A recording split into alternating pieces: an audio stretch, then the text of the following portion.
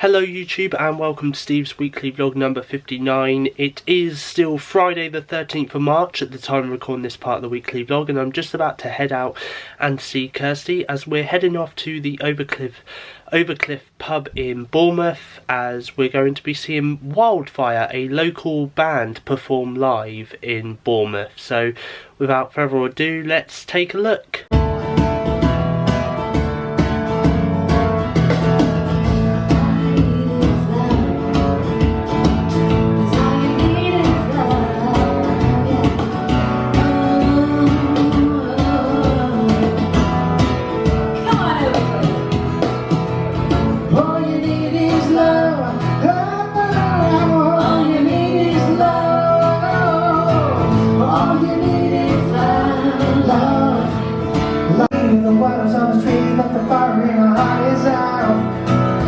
I'm sure you've heard it all before, but you really never had a doubt. I don't believe that anybody feels the way I do about you now. And all the roads we have to walk are winding, but it's over now. From the moment we touch to the time that ran out.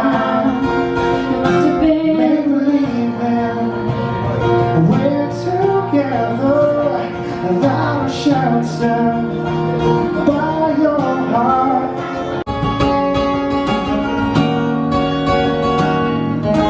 Look you now across the night, city waits a sleepless night. Hear her voice, share my window, speak the juice inside. Get me out into the night time, four walls won't hold me night.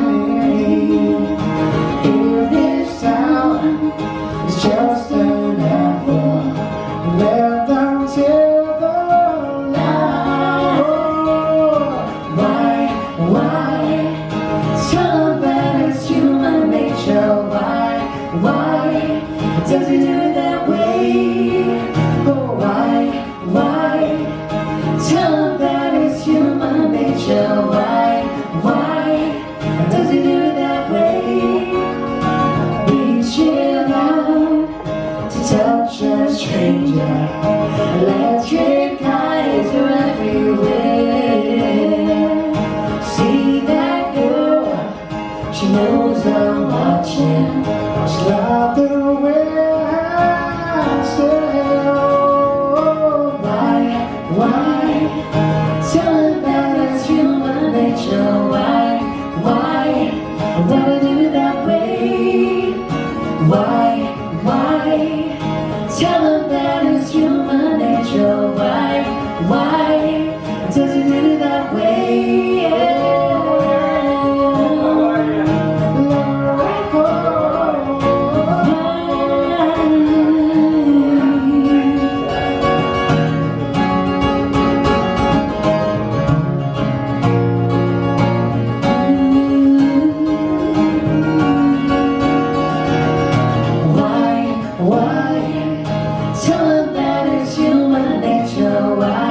Why does he do that way? Oh, why?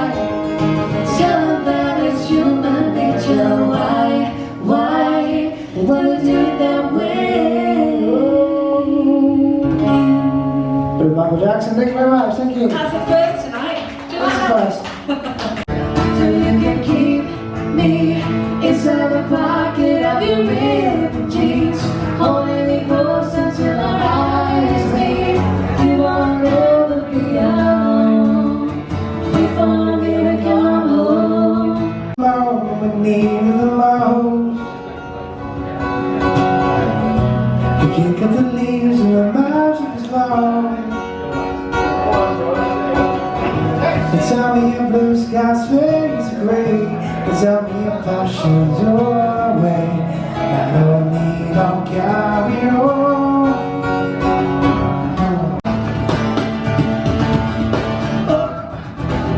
Thank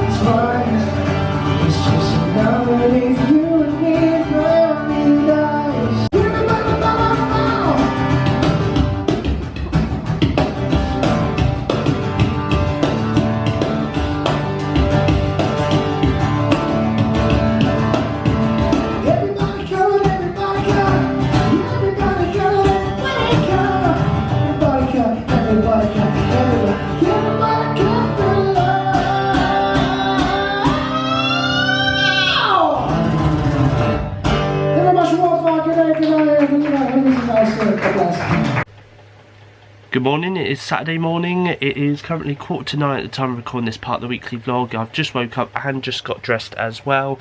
So what you just saw there was Wildfire, who were performing at the Overcliff pub in Bournemouth last night, and I must say they are absolutely amazing. They sound amazing live, of course, and it was just a joy to be there last night with my girlfriend Kirsty. Really did enjoy it. So do check them out. They are available to listen to via Apple Music, Spotify, Google Play Music as well, Deezer. Just search Wildfire UK. They've got a brand new single out called You, which is available to listen to right now, which you can also purchase through iTunes and Google Play as well. Just search Wildfire UK, and of course don't forget as well that you can also watch some of their videos on YouTube as well. Just search Wildfire UK as well. So there we go. Anyway, really did enjoy last night. Really can't wait to see them live again, because they did sound amazing last night, and to be honest with you, I've seen them twice now live, and they're just an amazing duo. Honestly, both Nick and Rebecca, who form Wildfire, they're just absolutely amazing. So there we go. Anyway, of course, when I do next go to another one of their gigs when they're performing in Bournemouth, I will of course film a little bit more of them, and obviously include it in that week's weekly vlog. But yeah, really did enjoy it. Let's see what the weather's doing outside this morning, and it's looking a little bit cloudy and a little bit damp. Okay, I just want to bring you up to date with some of the bits that's happening in terms of the coronavirus, because obviously there's been some stuff happening obviously between the time I uploaded my weekly vlog from last week to now, pretty much at the time of recording this part of the weekly vlog, where things have happened in the news. So I'm just going to bring you up to date on that. So the London Marathon, which was due to be held in April, has now been postponed until October 4th 2020. The local elections are now cancelled and will be taking place next year in 2021. The Louvre Museum in France has closed its doors due to the coronavirus outbreak. The Premier League, FA Cup and a whole host of football leagues are suspended until April 3rd at the earliest due to the coronavirus outbreak. The Six Nations rugby game between Wales versus Scotland, due to be played today, technically March 4th, in Cardiff, has now been postponed. The Masters in Augusta has now postponed due to the coronavirus outbreak.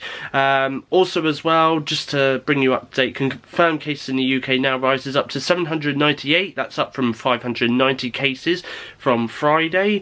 And BBC Radio 1's big weekend in Dundee will now not be held due to the coronavirus outbreak, and ITV has suspended soap set tours such as Coronation Street and Emmerdale's soap set studio tours due to the coronavirus fears.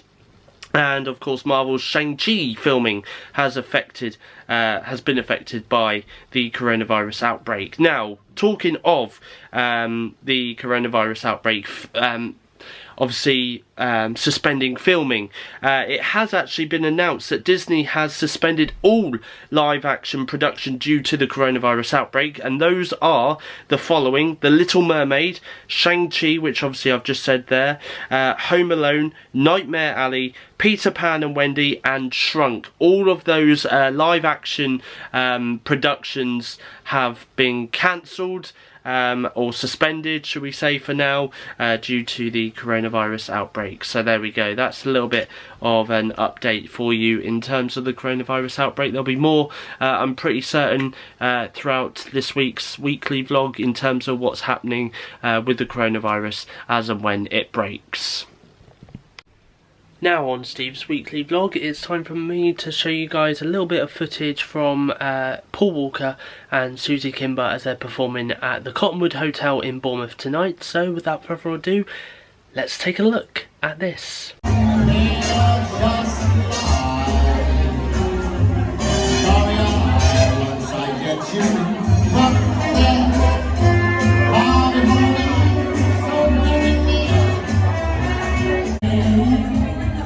You bring that joy to me when my whole life is over. Every day, every night, but I know it's alright when I see.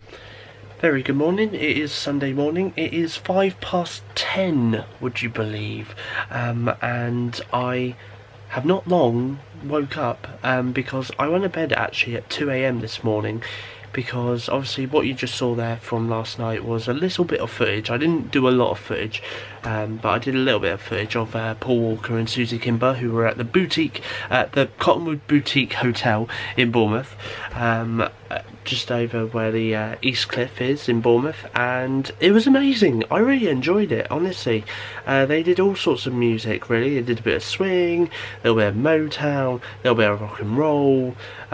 They just did all sorts, and it was just such a good night, really good night out. Obviously, there was, as you saw in one of those videos, there was a lot of people on the dance floor, really, so that is why I couldn't really do a lot of footage for the vlog, but it was still a really good night. Really did enjoy it, and I mean, they had some they sung some classics from Neil Diamond and Lionel Richie and Amy Winehouse, Michael Bublé, Elvis Presley, you know, so it was just a really fun night. And obviously I was there with my partner Kirsty and my mum as well, and it was just really good. Really did enjoy it. So anyway, hopefully there'll be another sort of show like that happening in the near future, and if so, I'll definitely be going to that, because honestly it was really good last night. Really did enjoy it. Anyway, let's move on. And obviously it is now Sunday morning. I've not long woke up and just got out of bed, and I've also just got dressed, and very quickly I'm just going to show you guys what is happening outside this morning. And it's looking a little bit wet, a little bit windy. I think it's going to be a very bad day out there. So I've just got back from taking Buddy out for a quick walk around the block, and I've also just got back from the shop as well, because I went to go and get a couple of things from the shop. So here is what I got from the shop. I got a Pepsi Max and a Pepsi Max Cherry 1.25 litre, as it was 2 for £2 in the shop, or I could have got a 1 litre, which is £1 each, but I decided to get them. And I also got some chocolatey squares because I'm just about to have some breakfast, and obviously this is what I'm going to be having for breakfast today. Made myself a cup of tea. Currently on my way to Castle Point on this Sunday morning, as I'm just about to get the shopping, as for dinner tonight we're going to be having a roast dinner, so I'm just going to Asda in Castle Point to get some roast dinner bits for dinner tonight. Oh god, it's that moment. 4:55, 4:57, 4:59. It is Sunday night. It is currently 20 to 11 in the evening at the time of recording this part of the weekly vlog. I'm now just about to get my pyjamas on and get myself to bed, as I'm back at work tomorrow. Yay! Well, a very good morning to you all. Jason here with you today. Now let's get this new week started and join all the gang for your Mondays. Good Morning Britain.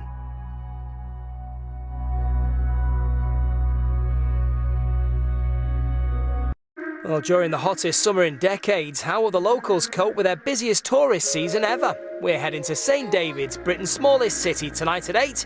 But your Monday afternoon with us here on ITV continues now with Judge Rinder's crime stories.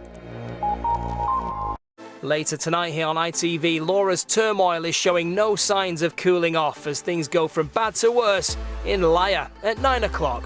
But now here's Warwick with a new team of 5 to play Tenable. Well, 4 against 1 are usually good odds, but when you're playing against one of the finest quiz brains in Brit, the Chaser, the Chase coming up in an hour. But first, pinpoint.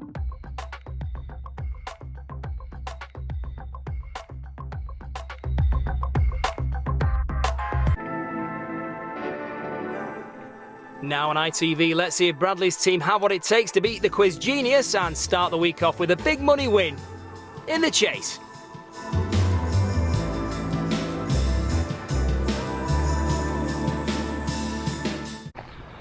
A very good morning. It is Monday morning. It's currently around about 5:15 at the time of recording this part of the weekly vlog, and as I'm back at work today, I'm currently on my way to work as I'm doing a nice easy shift to ease me back into work.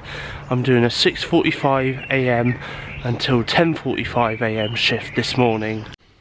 So it is Monday afternoon, and I have obviously got home from work because I did work till 11 AM this morning.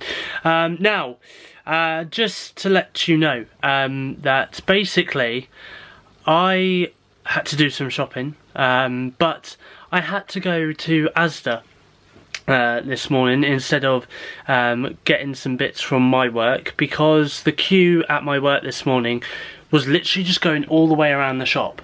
I really could not believe how many people were buying stuff in the shop, so I had to go all the way to Asda in Castle Point to get some bits, unfortunately, but there we go. I also went around, and honestly, I'm telling you now, it is very hard to find hand sanitizers anywhere. Literally, I went into Superdrug, they didn't have any in Superdrug. I went into Boots, they had none in Boots, they had none in Asda as well. I mean, literally, it is just very, very hard and very, very impossible now to find hand sanitizer. So, there we go.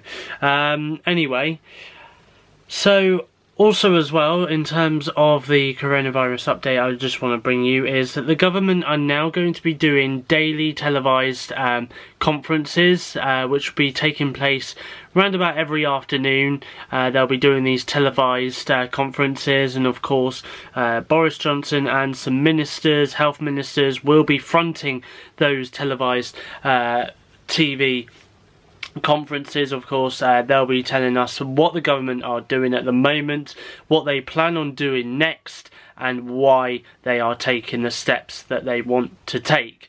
So there we go. So there's a little bit of an update for you in terms of the coronavirus. And of course, the death toll has been rising over the last couple of days as well, because it has gone from 22 deaths here in the UK to up to 35 now. So of course, a lot of people are still becoming ill, and of course they're self-isolating, and there's even some deaths as well, which is just absolutely awful. But there we go. So anyway, there we are. That is the latest I'm going to bring you for now in terms of the coronavirus update, and of course there will be more a little bit later on during this week's weekly vlog. Here's a little bit of light entertainment for you, and this was taken from the news yesterday. Now this is actually taken from Toby Tarrant on Twitter, by the way, but take a look at this. This is a video from the news yesterday. Look, just look, there's this woman that's just about to come out the shop. She looks, wonders what on earth's going on. Oh, she doesn't know where to go. Ah, and then she hides her face. Oh dear. I mean, I don't know, maybe she was self-isolating at home and went to the shop, realised she was on TV and thought, oh no, this is going to go out, I'll hide my face. Oh dear, that is funny. Here's another video that I do want to show you actually, and it is these matchsticks. Look, they're all lighting up. This is to do with coronavirus, by the way. Look, they're all lighting up, but look, there's that one there is that one matchstick that just steps out of the way, you know, steps out of the way, and of course it stops the spread of the fire. That's just kind of a little representation of what the coronavirus could do. If one person steps away from the, you know, from the virus, of course, by not catching it, then of course there's a lot of other people that won't be able to catch it. And that's kind of a good sign right there. That's a good representation of the coronavirus right there. Let's take a look at this clip from The Simpsons. Now, this episode that is currently running is from 1993. This was on season 4. I think it's episode 21 of The Simpsons. Now, basically what happens, I'll talk you through it, is Homer orders a juicer. It comes from China. One of these Chinese workers has basically this flu-like virus. And of course, when Homer gets sent this juicer, he gets all these little flu this flu bacteria that just surrounds his face. Principal Skinner, as you just saw, also gets it. Patty and Selma, which are Marge's sisters, they get it as well. And then it just goes all around Springfield, as we can see in this clip here. Now, of course, this is technically the coronavirus. That is technically the coronavirus. So, once again, The Simpsons, like they did predicting President Trump and how his results came about, and obviously how he became president, once again, The Simpsons has predicted something that would happen in the future. That is scary. Really, really scary. Okay, so Xbox Series X, let's talk a little bit about that, because it is the next generation gaming console that will be hitting stores, hopefully, by Christmas 2020. So I'm going to show you guys now a little letter. I'm going to read to you guys now, actually, a letter from Phil Spencer, who is the head of Xbox, as the full specs of the Xbox Series X has been officially announced. So this is what Phil Spencer has said. The future of gaming has never been more inspiring. Creativity in games is flourishing. New services empower you to discover more games and bring you closer to the games and creators and streamers you love. The cloud creates a massive opportunity to stream console quality games and play with the people you want wherever you want. And for many of us, nothing is more inspiring than the dawn of a new console generation. We know you expect the next generation of consoles to set new standards in graphical power and processing speed, converging together in games that look incredible and feel alive. This will be defined by worlds that are visually astounding and immediately immersive, with innovative leaps in CPU, GPU and storage technology to give you frictionless access to new stories and new creators constantly.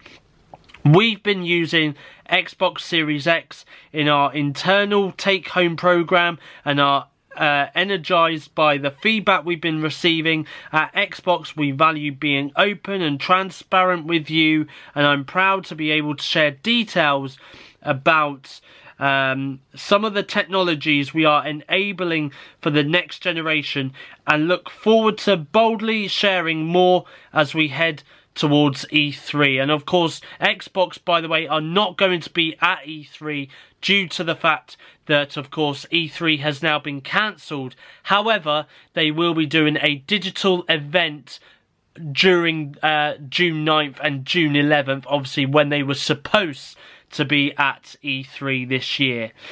So, a superior balance of power and speed.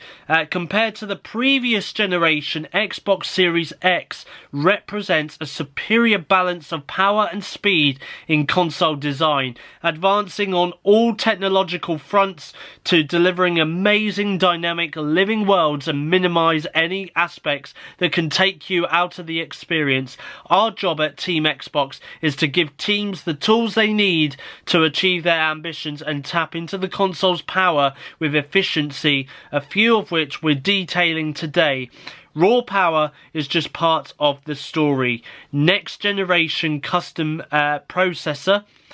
So Xbox Series X is our most powerful console ever, powered by our custom design processor leveraging AMD's latest Zen 2 and RDNA 2 architectures, delivering 4 times the processing power of an Xbox One and enabling developers to leverage 12 T-flops of GPU, that's graphics processing unit performance, twice that of an Xbox One X and more than 8 times the original Xbox One.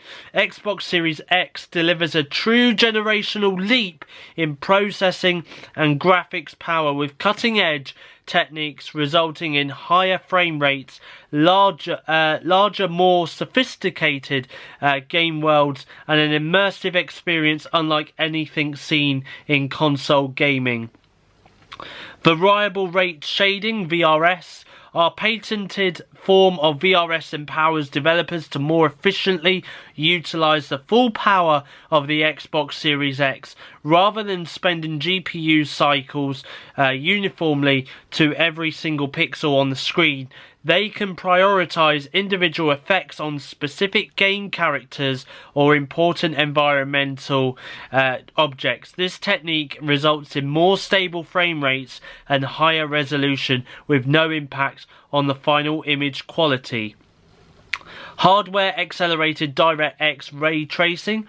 You can expect more dynamic and realistic environments powered by hardware accelerated DirectX ray tracing, a first for console gaming. This means true to life lighting, accurate reflections and realistic acoustics in real time as you explore the game world. Immersion in an instant. The next console generation will be defined by more playing and less waiting, and when play begins, we know many gamers demand ultra low latency to be as immersed and precise as possible. To this end, the team analysed every step between player and game, from controller to console to display, and asked how we can make it faster. SSD storage. With our next generation SSD, nearly every aspect of playing games is improved. Game worlds are larger, more dynamic, and load in a flash, and fast travel is just that fast. Quick Resume.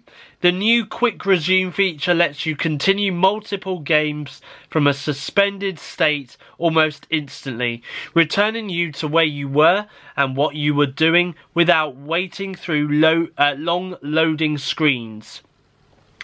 Dynamic Latency Input, DLI. We're optimizing latency in the player to console pipeline, starting with our Xbox wireless controller, which leverages our high bandwidth proprietary wireless communication protocol when connected to the console. With Dynamic Latency Input, DLI, a new feature which synchronizes input immediately with what is displayed, controls are even more precise and responsive. HDMI 2.1 innovation. We've partnered with the HDMI forum and TV manufacturers to enable the best gaming experience through features such as auto low latency mode, ALLM, and variable refresh rate, VRR, and ALLM allows Xbox One and Xbox Series X to automatically set the connected display to its lowest latency mode. VRR synchronizes the display's refresh rate to the game's frame rate, maintaining smooth visuals without tearing, ensuring minimal lag and the most responsive gaming experience. 120 frames per second support. With support for up to 120 frames per second, Xbox Series X allows developers to exceed standard 60 frame per second output in favour of heightened realism or fast-paced action. The next generation of game compatibility. The benefits of the next console generation extend in every direction, bringing greater visual fidelity and improved loading speeds to your existing gaming legacy. In addition to new games, we're continuing our commitment to compatibility with Xbox Series X and investing in technology that makes game ownership easier across generations. 4 generations of gaming. Our commitment to compatibility means existing Xbox One games, including backward compatible Xbox 360 and original Xbox games, look and play better than ever before. Your favourite games, including titles in Xbox Game Pass, benefit from steadier frame rates, faster load times, and improved resolution and visual fidelity, all with no developer work required. Your Xbox One gaming accessories also come forward with you. Smart delivery. This technology empowers you to buy a game once and know that whether you are playing it on Xbox One or Xbox Series X, you are getting the right version of that game on whatever Xbox you're playing on. We're making the commitment to use smart delivery on all our exclusive Xbox Game Studio titles, including Halo Infinite, ensuring you only have to purchase a title once in order to play the best available version for whichever Xbox console you choose to play on. This technology is available for all developers and publishers, and they can choose to use it for titles that will be released on Xbox One first and come to the Xbox Series X later. Xbox Game Pass. In addition to games from across 4 generations of consoles, our leading game subscription service, Xbox Game Pass, will continue to have our first-party games, like Halo Infinite, included at their launch. We look forward to millions of you experiencing the Xbox Game Pass portfolio and immersing yourselves in a deep library of high-quality games, playing those you love now and also discovering your next great adventure. A generation with players at the centre. Xbox Series X is our fastest, most powerful console ever, designed for a console generation that has you at its centre.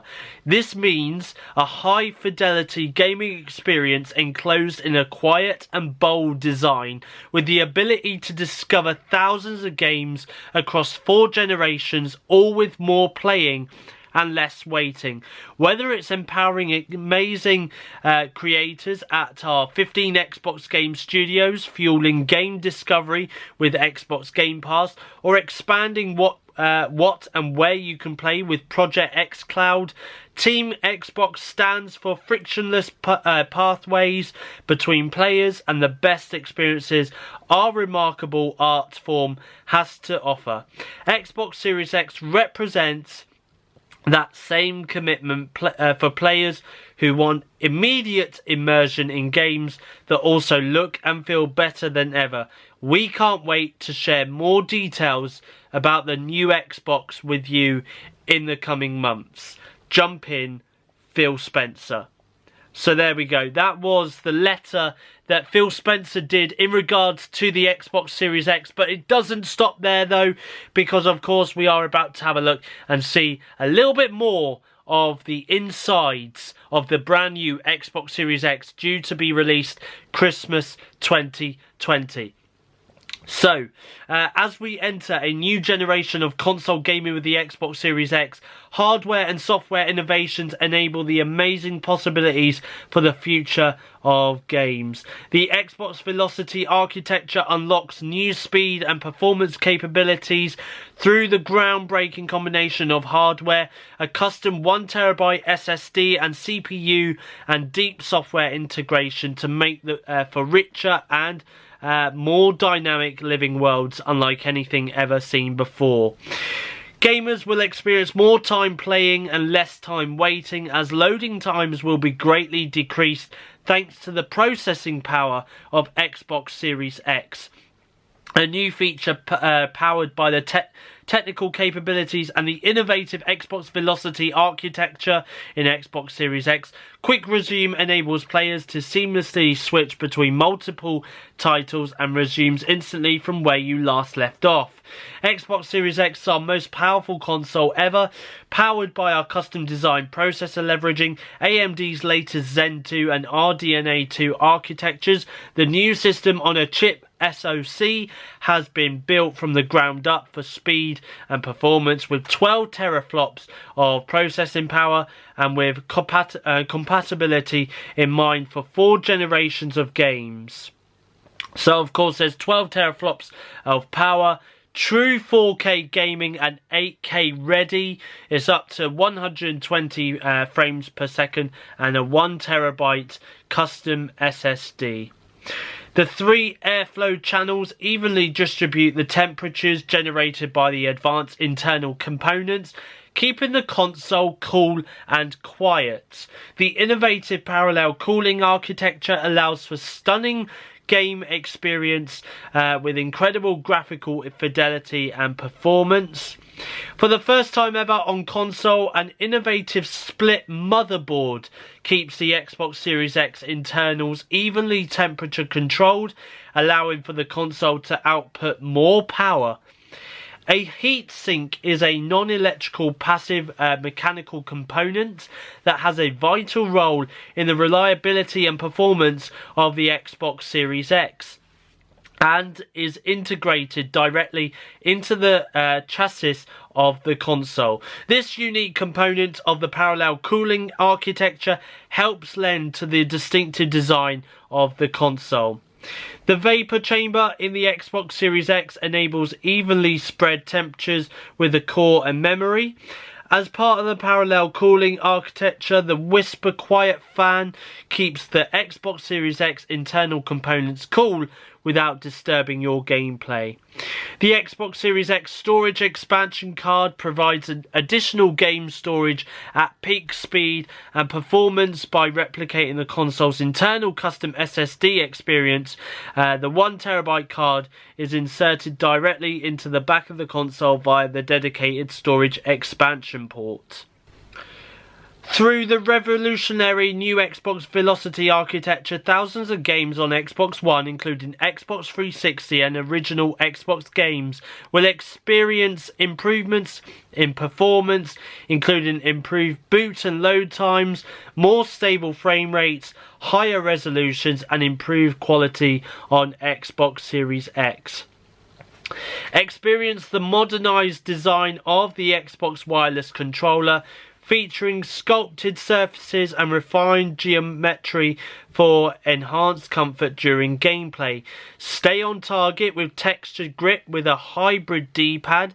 Capture and share content seamlessly while you play, and quickly pair with play on and switch between supported consoles, PCs and mobile devices. So there we go. That is everything that I've got to bring you in terms of the Xbox Series X, which of course is coming this Christmas around the world. Let's just very quickly though have a look at some of these really awesome looking photos of that Xbox wireless controller. I really do like it, to be honest. I mean, to be honest with you, it's not much different than what you would get with an Xbox One controller. I feel as though it could be a little bit longer because it's got a couple more buttons added to the console. But there we go. Anyway, that is the new look Xbox Series X controller. Now, thanks to IGN, by the way, I have had a look at this myself, but there is actually a loading time tech demo which I'm going to show you now, as a matter of fact. So we're going to have a look now at this. Now, this is taken, this is actually an example of how quick the Xbox Series X load time is. So on the left hand side, you've got the loading time for the Xbox One X. And on the other side, the right hand side, you have got the loading time for the Xbox Series X. Okay, so there's two people playing it, but literally just look at this though.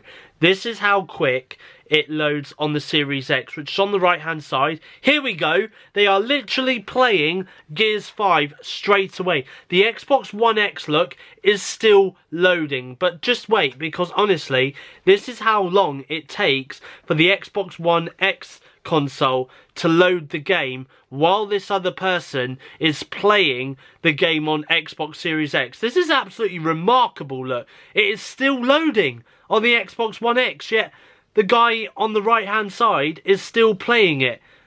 Honestly, this is unreal. I'm really shocked at this.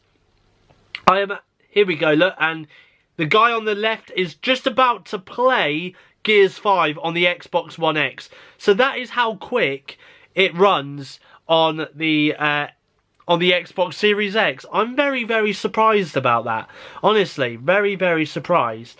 Now, I have also just seen another news story about the Xbox Series X, because the size of it has been revealed with a banana and a fridge for scale. So there we go. Anyway, so it does say here, I'm going to read this article very quick. Microsoft has revealed the size of the Xbox Series X and Xbox and the test driver. And this is, guys, Austin Evans have shared a photo of a fridge and a banana for scale, respectively. So the Xbox Series X's size, which is 151mm by 151mm by 301mm, that's 5.94 inches by 5.94 inches by 11.85 inches. Was revealed alongside a ton of new details on Microsoft's next-gen console, including its full specs. For comparison, the Xbox One X is 299.7mm by 238.7mm by 60.9mm. That's 11.8 inch by 9.4 inch by 2.4 inch. Perhaps in a nod to a previous tweet by Daniel Ahmad, senior analyst at Nico Partners, Xbox gave its fans a look at how the Xbox Series X compares to one of the kitchen's marquee appliances, the fridge. And it also done its banana for scale as well. But there we go. Anyway, so there we are. That is the latest I'm going to bring you on the Xbox Series X, which is, of course, due out at Christmas 2020. Of course, as soon as we get more details on the Xbox Series X, of course, I will be bringing that to you here on my YouTube channel, SteveOfficial. Let's take a look now at the official top 10 UK music chart for the 13th of March 2020 to the 19th of March 2020. So at number 10 was Someone You Love by Lewis Capaldi. Number 9 is Say So by Doja Cat. Number 8 is Physical by Dua Lipa. Number 7 is Lonely by Joel Corry. Number 6 is No Time to Die by Billie Eilish. Number 5 is Don't Start Now by Dua Lipa. Number 4 is The Box by Roddy Ricch. Number 3 is Rain, and that is by AJ Tracy and Tay Keith. Number 2 is Roses by St. John, and finally number 1 once again is Blinding Lights by The Weeknd. So there we go, that is your official UK top 10 music charts for this week. Of course, it won't be on next week, the official UK top 10 music charts, but it will be back during Steve's weekly vlog number 61 in a couple of weeks' time. So Disney Plus is launching here in the UK from next Tuesday, that's the 24th of March 2020, and Disney Plus has partnered with mobile network O2 as its exclusive UK mobile network distributor to offer 2 exclusive deals to customers on the network. This partnership takes place a week ahead of its highly anticipated launch in the UK on March 24th. New and upgrading O2 monthly customers can get 6 months of free access to the streaming service when it launches in the UK on March 24th. The offer is open to anyone who orders a new or upgrades to a new handset, tablet or SIM-only contract through the mobile network. In addition, existing O2 customers who aren't ready to upgrade can get a £2 discount on the $5.99 normal price for Disney Plus when it launches by adding the new streaming platform as an extra. Subscribers will be able to watch Disney Plus content across a variety of platforms, including mobile devices, online smart TVs and streaming boxes. Anyone in the United Kingdom can get a year of Disney Plus for $49.99 instead of the standard $59.99 annual subscription rate if they sign up between now and March 23rd, which, by the way, at the time of recording this part of the weekly vlog, you've literally got 1 week left to go. Disney Plus will launch in the UK on March 24th with more than 500 films, 350 series and a slate of 26 originals such as The Mandalorian and High School Musical, the series, as well as more than 600 episodes of The Simpsons. So there we go. So Disney Plus is going to be partnering with O2 to give new customers and existing customers that upgrade with the mobile network 6 months of free Disney Plus from O2. Just about to watch last Saturday's episode of Saturday Night Takeaway on ITV Hub on my TV in my bedroom. It's Monday night and the first televised daily press conference in regards to the coronavirus has just aired on TV screens here in the UK. So I'm just about to let you guys know as to what the new information that has been released by Boris Johnson and the UK government now means for the UK. So Boris Johnson has said people in the UK should avoid non-essential travel and contact with others to curb coronavirus as the country's death toll hits 53. The Prime Minister said people should work from home where possible as part of a range of stringent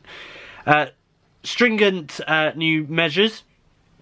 Pregnant women, people over the age of 70 and those with certain health conditions should consider the advice particularly important, he has said.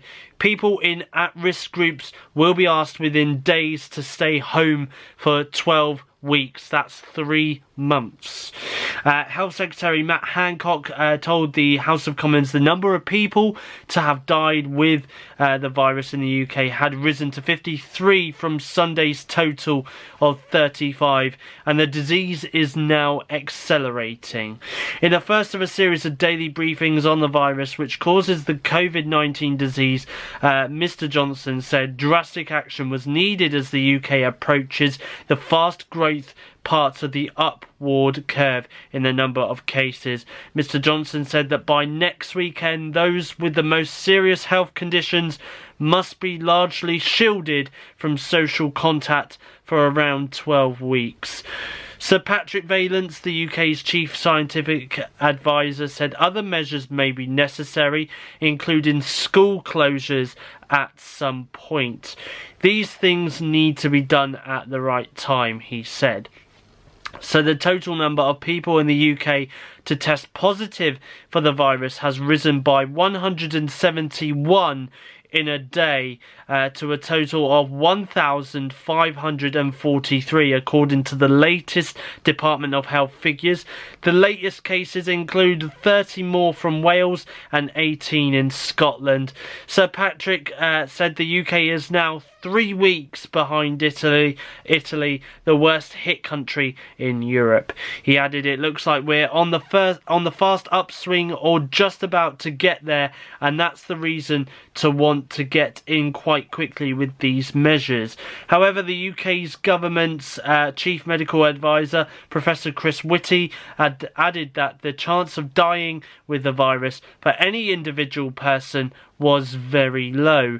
Most of those who have died in the UK have been people over the age of 60 with underlying health conditions.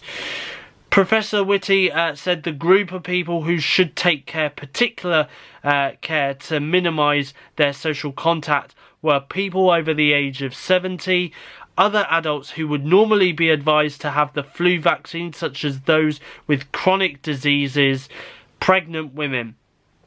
Those are the groups we want to take particular care to minimise their social contact, which of course will have very significant risks for them.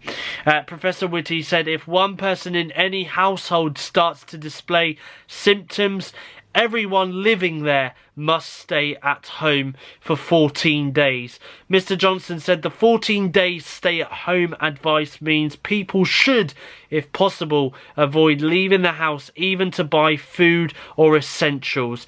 He said people could leave home to do exercise, but should do so at a safe distance from others. Professor Whitty said social restrictions would be very difficult for people to maintain, but they would be doing it to protect the NHS from being overwhelmed. So there we go. That is pretty much everything that was announced at today's daily briefing. Of course, I'm going to be bringing you up to date on those daily briefings as and when they happen here in the UK across this week, and obviously throughout this week's weekly vlog. So stay tuned for more updates on that. But also as well, I just want to add that Mr. Johnson has also advised the members of the public that they should avoid pubs, clubs, restaurants and also theatres in aid to fight off this coronavirus disease. So there we go. That is the latest that I'm going to be bringing you for today. But of course, stay tuned to this week's weekly vlog,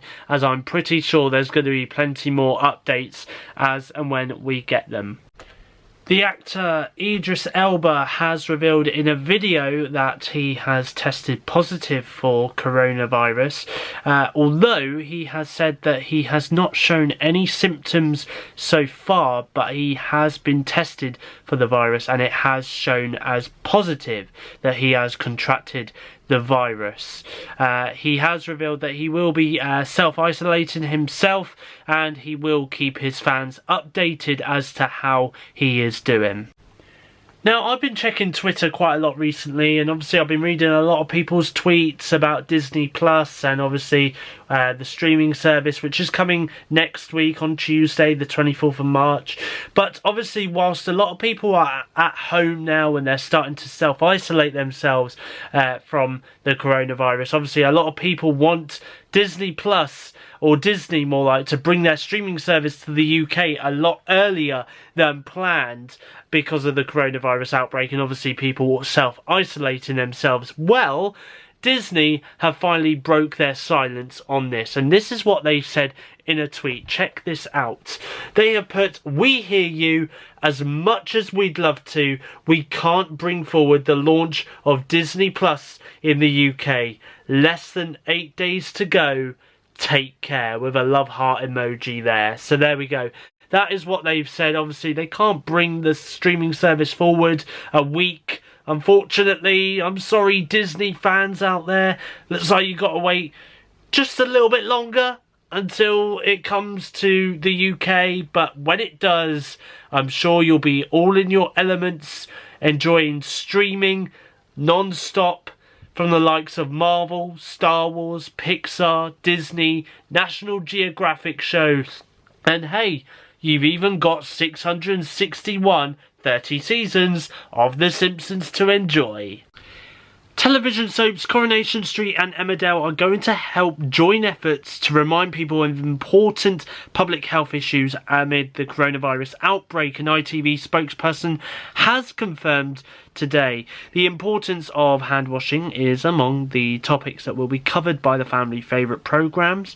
The soaps do not usually make reference to current affairs, as they are filmed well in advance of being broadcast, according to ITV, but this will change with coronavirus. An ITV spokesperson said, "Because we script and shoot so far in advance, we don't generally reflect contemporary issues. However, we are going to use the soaps to remind people of important public health issues, such as the need to wash their hands." We'll try and do more such messages going forward. Earlier in March, an unnamed cast member from Coronation Street entered precautionary self-isolation over fears that they had contracted coronavirus. The cast member later returned to work after being advised by health professionals that they no longer needed to be in isolation and could safely continue filming. The inclusion of public health issues in television programmes comes as the coronavirus outbreak continues to disrupt the entertainment industry, among others. A number of television programmes, including the 6th season of Peaky Blinders, have halted production over fears about the spread of the virus. The release date of the latest James Bond movie have been pushed back, as has Disney's Mulan remake. The music and theatre industries have also been hit by the pandemic, with New York's theatre district Broadway closed until at least the beginning of April, and musicians including The Who and Pearl Jam postponing their tours as well. Okay, this is a little bit weird, but a few weeks ago I was given a PSP. A very old PSP console. It was actually my mum's, but the weird thing is I remember sticking it right at, it was slightly under my bed. I'll say that now, slightly under my bed it was, and I was just about to get it out so that obviously I could film and show you guys the PSP that I was given a few weeks ago. But weirdly, it's not under my bed, which I find very weird and very peculiar. So I have no idea where it's got to or where it's gone. So, strange. But, yeah, that's strange. Good afternoon, it is Tuesday afternoon and I've just got home from work after doing a 7 AM to 1 PM shift at work, and I've just got out my work uniform. Now though, I'm just about to get my trainers on and my coat on, as I'm just about to take Buddy out for a quick walk around the neighbourhood. I want to bring you up to date in terms of what's happening with the coronavirus now, because there's obviously a few things that has been happening. A taping of Celebrity Juice, which is set to be, return to TV screens very soon on ITV2. Well, they have just cancelled a last-minute Celebrity Juice filming with an audience. That was announced on Keith Lemon's Instagram yesterday. Also as well, Odeon Cinemas, Cineworld, and all other major UK cinema retailers here in the UK have decided to close its doors. This is due to the coronavirus outbreak, of course. Meanwhile, as well, because I am a Limitless member of Odeon, I have just checked my emails. Odeon have sent out an email to all their Limitless members just to let them know that, of course, within the next 48 hours they will be pausing your Limitless membership cards. So obviously you will not be paying for Limitless for the time being. If you are worried that you are still going to be paying for Limitless even though cinemas are shut, well, that's not going to be the case. Because obviously you can, obviously they will be pausing the payments for Limitless right up until they do reopen again. So if you are worried that $17.99 is going to be coming out of your bank, don't worry, it will go straight back in again, because you will get automatically refunded if the payment does go through. So there we go. In other news as well, Euro 2020 is officially now cancelled due to the coronavirus, and of course it was set to happen in mid-June to mid-July this year, but now it's being moved to mid-June to mid-July in 2021. I believe it's June 11th till July 11th next year is when that will now be taking place. Meanwhile, Laura Ashley, the retailer Laura Ashley, has now announced that it is filing to go into administration. Obviously they are now struggling due to the coronavirus outbreak, of course, and they're not getting enough business coming into the retailer, so they're now filing for administration. So there we are. So there are some really tough times for UK businesses, for small businesses around the world. Of course it is going to be a very, very tough time. Businesses are shutting shop for the time being. Who knows whether or not they will reopen again after the coronavirus has passed. It's yet to remain to be seen, but of course there is some tough times coming ahead. The Voice UK at the moment has not got a live show yet, but when they do come round to doing the live shows, they have announced that they will be doing it without a studio audience. It has been announced. Meanwhile, daytime TV show Loose Women has recently opted not to have a studio audience amid the coronavirus outbreak, as well as Jeremy Vine on Channel 5 has also gone without a studio audience as well. So of course, even the TV industry with live studio audiences are also feeling the pressure of the coronavirus at the moment. Bit of an update to bring to you now, and Black Widow has been delayed, obviously now due to the coronavirus outbreak. Disney and Marvel have just recently made the announcement that Black Widow will not be going ahead with their May 1st worldwide theatrical release of the movie. Black Widow is now set to be released at an unknown later date. Obviously, Disney will announce the new release date for Black Widow as soon as they possibly can. I've got some good news for some gamers, which will be happening a little bit later on in this week's weekly vlog. I do apologise that this week's weekly vlog is a little bit longer than what it should usually be, but I've just got so much to pack in, obviously with the coronavirus and Xbox Series X, and now I'm going to be talking a little bit later on about the PS5, because some PS5 news is finally on the way. Sony have confirmed today that some PlayStation 5 news will be announced on Wednesday, which is tomorrow, so a little bit later on in this week's weekly vlog I will be giving you the update on the PS5 as and when it happens. Today is St. Patrick's Day, so happy St. Patrick's Day. Disney Plus will be launching in the UK this time next week. That's right, we'll finally be able to stream The Mandalorian, The Simpsons, all 30 seasons of The Simpsons, and as well as some classic Pixar and Disney movies alongside all the Marvel content and some Star Wars content as well. And don't forget as well, National Geographic will be added to the service as well, such as The World According to Jeff Goldblum. You know what? I'm really looking forward, and I'm really excited to actually be looking and testing out this streaming service, and obviously showing you guys the streaming service on next week's weekly vlog. Really excited about it. So it's Tuesday night. I've just got back from shopping at Castle Point. I went to Asda and Boots in Castle Point. And while I was out, there was some news that broke, which I'm going to share with you now, because fast food chain McDonald's has confirmed from 5 AM on Wednesday morning, that's tomorrow morning, all restaurants in the UK and Ireland will close seating areas and temporarily move to being takeaway, drive-through and delivery operations only to deal with the coronavirus outbreak. So if you want to sit in and eat your food at McDonald's, well, unfortunately that option is no longer available to McDonald's customers.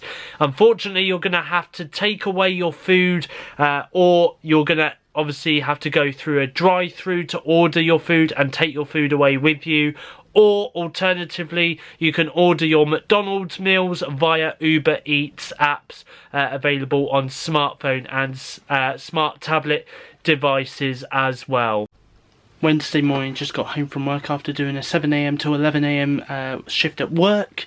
Now, I'm just going to say very quickly that I was going to do a Spyro Reignited Trilogy gameplay feature on this week's weekly vlog. Obviously, I was going to show you some gameplay of Spyro Reignited Trilogy on the Nintendo Switch. Well, I'm deciding to postpone that feature, and it's going to be coming up in a future YouTube video, which I'm going to be talking about for you in just a few moments, but there we go. Anyway, so I have just got home from work, and now I'm just about to get out of my work uniform.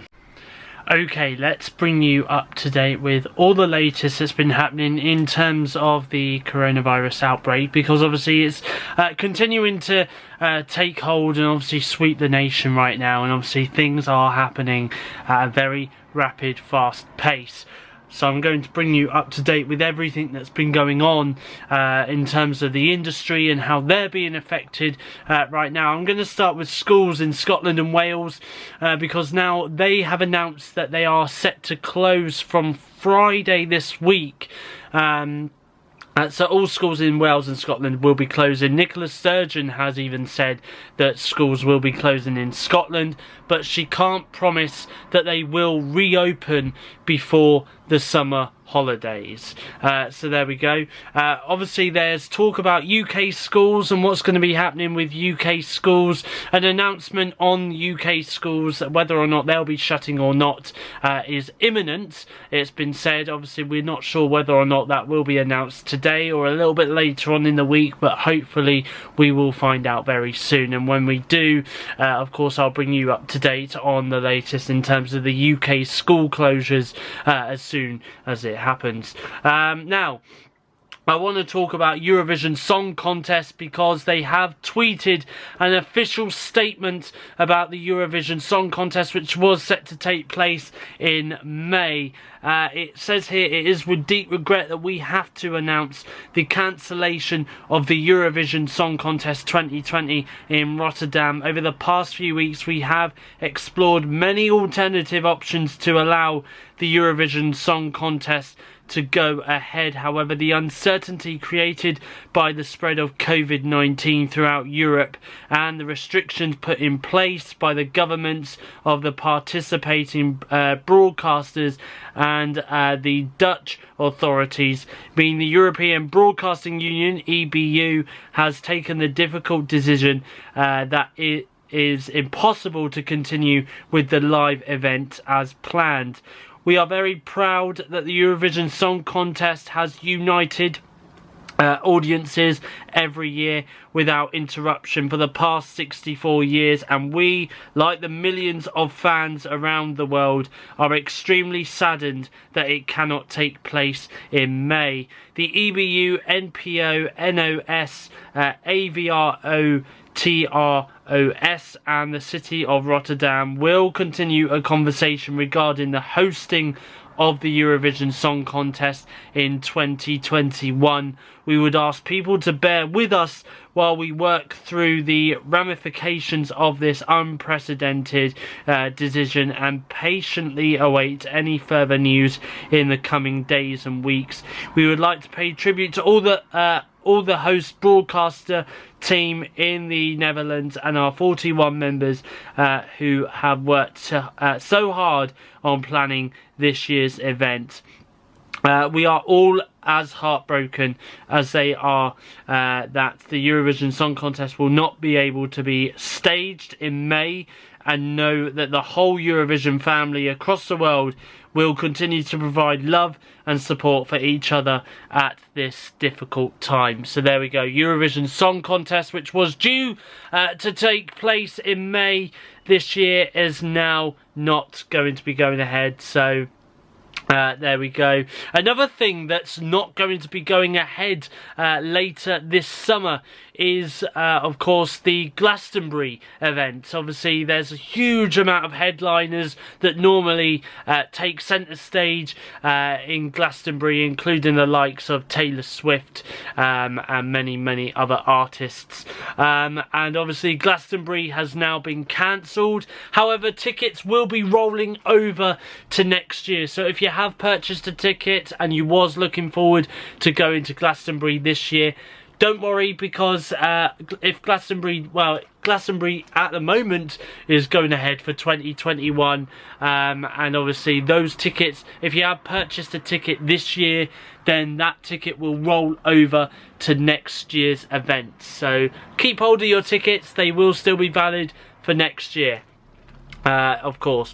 Now, I do want to move on to Ant Deck because they have held crisis talks with ITV over the last coming days, and of course they have announced that Ant and Deck's Saturday Night Takeaway will still be going ahead this Saturday live on ITV at 7 PM with a 90-minute programme, but here's the twist: they won't be having a studio audience. For the first time in 18 years, in the Saturday Night Takeaway's 18-year history, the show will be going live without a studio audience from this Saturday. I can also reveal that the production crew for Saturday Night Takeaway has been reduced as well.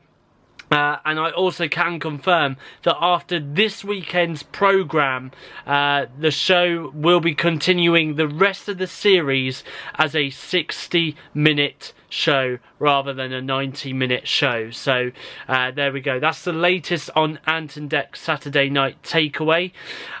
Also as well, I want to bring you up to date on some TV industry news, because this is more to do with the BBC, because they have halted production on the likes of EastEnders, Casualty, Holby City, and daytime TV programme Doctors as well. They have halted production on that. They have decided to stop filming indefinitely, and of course it is not yet known when they will be back up and running in terms of filming. Also, I want to add that EastEnders, of course, it was meant to be going out.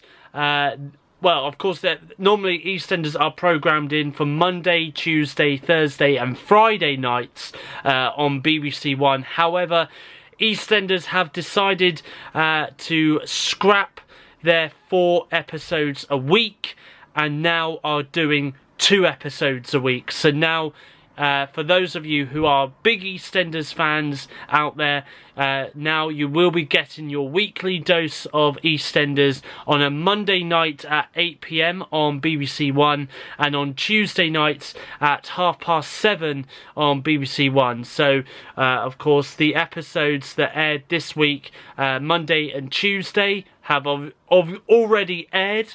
They will not be going ahead with their Thursday and Friday episode this week as planned. Those episodes will now be airing on Monday and Tuesday next week. So there we go. So there's a little bit of an update in terms of EastEnders as well. So Monkey World, I just want to bring you up to date with some of the other leisure areas in the around the local area, really, here in Dorset, because Monkey World has shut its doors for the time being due to the coronavirus outbreak. Also as well, centre parks around the UK have closed their UK sites due to the coronavirus outbreak as well. I also want to bring you up to date very quickly on McDonald's, because obviously I reported earlier in this week's weekly vlog that McDonald's are shutting their doors. Well, in terms of seating areas, they're not shutting their doors, they're shutting their seating areas in their restaurants or fast food chains, and they're now going to be doing takeaway services, home delivery services and drive-through services only. So you can't sit inside any McDonald's restaurant chain around the UK due to obviously the coronavirus outbreak. But I also want to say that McDonald's have also announced that they are postponing their Monopoly event. Obviously, they were set to do their Monopoly event from the end of March. That's now not going to be going ahead. Obviously, they will be looking at an alternative date to do their Monopoly event on McDonald's at some point, or they might not do it at all this year. They might leave it for this year and obviously do it again in 2021. Obviously that is currently at the moment up in the air, but there we go. Anyway, so that is the latest that I'm going to bring to you in terms of what's happening in the industry, for whether it's fast food chains or TV industry or school industry, whatever. So there we go. Now, I do want to quickly talk to you about my weekly vlog. Now, this is for me and for you guys, of course, that watch these weekly vlogs.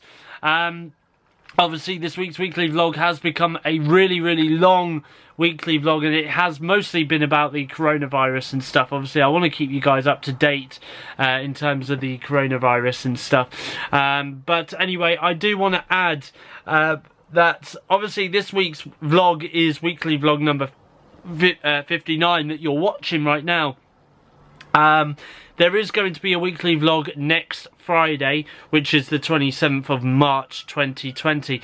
Now, weekly vlog number 60, you may or may not know, is just, it's literally going to be about Disney Plus. There is nothing else coming up in next week's weekly vlog. I'm literally going to be filming on launch day of Disney Plus, and obviously I'll be dedicating that weekly vlog entirely to the launch of Disney Plus, and that's pretty much it. Now that's going to be going out on Friday the 27th of March next week. Now, after weekly vlog number 60, there won't be a weekly vlog for the foreseeable future.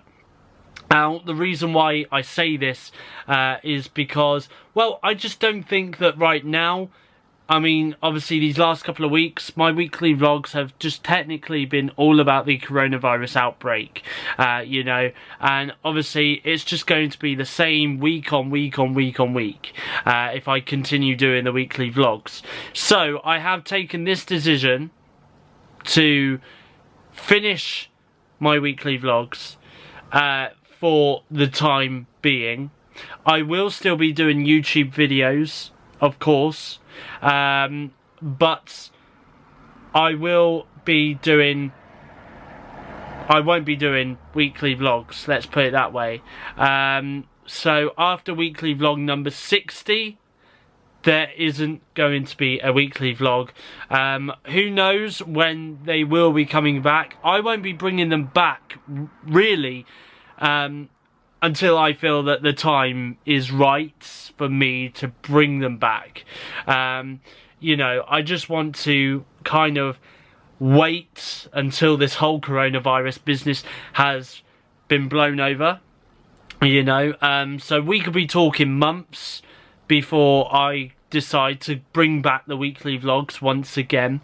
I'm hoping that, you know, we could get to June or July and then bring the weekly vlogs back, you know. But at this moment in time, I'm not too sure. I mean, I know what, I'm going to tell you guys what YouTube videos you guys can expect on my YouTube channel over the coming weeks.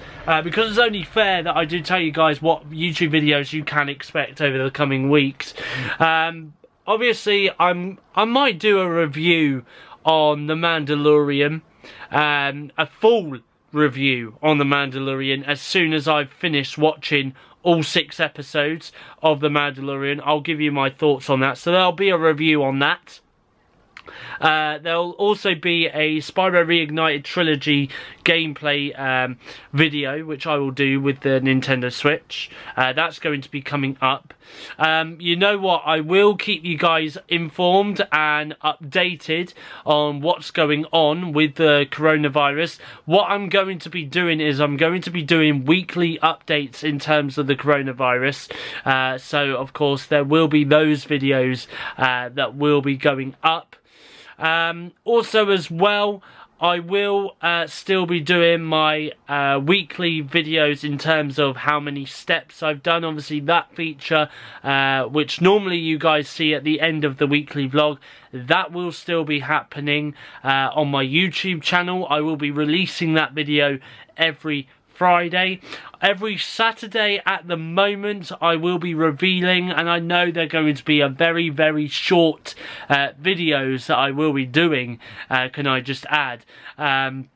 But what I will be doing is every Saturday I will be releasing a YouTube video telling you guys what the music chart has been like for the week. And you know what? While my weekly vlogs have come to an end, I won't be revealing the top 10 UK music charts. I will reveal the full rundown in terms of the UK top 40 charts instead, just to make the videos that slightly little bit longer. So there we go, okay. So that is all that I can bring you for now in terms of YouTube videos that you guys can expect from me on SteveOfficial from after next week. And obviously as well, that's all that I can bring you for now in terms of the coronavirus update. Of course, stay tuned though, because there will be plenty more updates, I'm pretty certain, throughout this weekly vlog once again. The full specs for the PlayStation 5, that's PS5 for short, have been announced this afternoon. So what I am going to do is I'm going to bring you those specs right now, and then, because the specs, of course, for the Xbox Series X was revealed earlier this week, I'm going to compare the PS5 specs to the Xbox Series X specs. So let's start with the PS5, because the CPU on the PS5 is 8 times Zen 2 cores at 3.5 GHz. And that's a variable frequency. The GPU is 10.28 teraflops, 36 CUs at 2.23 gigahertz, that's variable frequency. The memory is 16 gigabyte GDDR6 256-bit. The memory bandwidth is 448 gigabytes. Internal storage, custom 825 gig SSD. The IO throughput is 5.5 gigabytes raw. Typical 8 to 9 gigabyte compressed. Expandable storage is NVMe SSD slot. External storage is USB HDD support, and the optical drive is 4K UHD Blu-ray drive. So let's take a look now at the other side and see this, and let's compare that with the specs for the Xbox Series X. Now, of course, just to remind you that both consoles will be released at the moment, Christmas 2020. That could all change later this year. I mean, come on, look at the coronavirus. Look at what that impact is doing to the loads of industries out there right now. You never know. But at the moment, they're still both confirmed to be released Christmas 2020. They're still on form to be released Christmas 2020. Let's take a look at the specs then for Xbox Series X. Obviously, I've revealed them earlier in the weekly vlog, but I'll just quickly give you a fresh reminder of that. So with the Xbox Series X, the CPU is 8 times cores at 3.8 gigahertz, 3.6 gigahertz with SMT, custom Zen 2 CPU. The GPU is 12 T-flops, that's teraflops, 52 CUs at 1.825 gigahertz, custom RDNA 2 GPU. The memory is 16 gigabytes GDDR6 with 320B bus. Memory bandwidth is 10 gig at 560 gigabytes,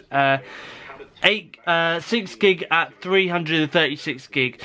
Internal storage is 1 terabyte custom NVMe SSD. The IO throughput is 2.4 GBs raw. 4.8 gig compressed with custom hardware decompression block. The expandable storage is 1 terabyte expansion card, matches internal storage exactly. The external storage is USB 3.2 external HDD support, and the optical drive is 4K UHD Blu-ray drive. So, to put it in a nutshell, because obviously a lot of technical people would understand that. Other people won't understand that and think, what on earth are you going on about? But to put it in a nutshell, the Xbox Series X is the powerful console. The PlayStation 5 is the fastest console. So, what console? This now raises the question, what console would you go for if you are able to get one of the gaming consoles this holiday season? What one would you go for? The PlayStation 5, which is a lot faster, or the more powerful console that is the Xbox Series X? Let me know in the comment section down below. But there we go, that is all the specs for the PlayStation 5. They didn't reveal the console itself, unfortunately. No console design or whatsoever, or even the games were announced during this little press briefing. It was just all about the specs and how they compare with other PlayStation consoles that have been released in the past, such as the PS4, PS3, etc, etc. But I'm pretty sure that maybe a little bit later on in the year, at some point, they will obviously show off the design of the PlayStation 5 console, and of course what games will be coming out at launch with the PlayStation 5 as well. So there we go. But yeah, there we are. That is the specs for the PS5 coming out this Christmas. So it is Wednesday night and I have just finished watching the daily coronavirus conference briefing that's being held in Downing Street by the Prime Minister here in the UK, Boris Johnson. He has just announced plans to close all UK schools from this Friday afternoon. So all UK schools will now be closed. These include private schools, nurseries, colleges, sixth forms.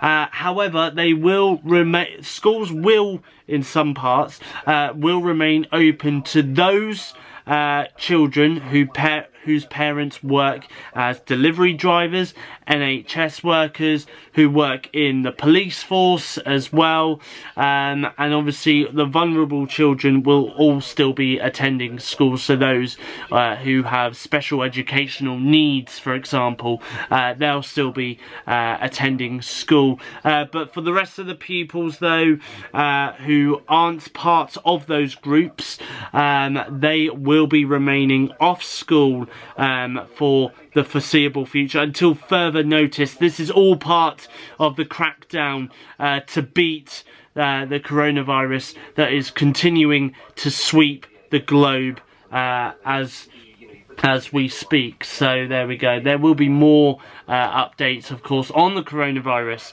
with the daily press briefings coming up for you very shortly here on this extended coronavirus weekly vlog. Apple has refreshed 2 of its most popular products for 2020 in a low-key announcement made in the midst of the coronavirus lockdown. The company has announced updated versions of the MacBook Air and the iPad Pro. Both models are immediately available to order online and features improvements in several key areas. The iPad Pro has seen the lion's share of the updates and now boasts a faster processor and a new camera system. The tablet still comes in both 11-inch and 12.9-inch displays, and outward design hasn't changed apart from the dual lens camera module on the back, which now houses a regular wide-angle lens alongside a new ultra-wide angle lens as well. But the real trickery comes from a new LiDAR sensor, which is nestled in next to the camera lenses, similar to the tech used on NASA rovers. It measures distance by capturing the light reflected off objects. This fancy new technology will mostly be put to work on augmented reality applications like the one that IKEA made, so you can position virtual furniture in your actual real-life house.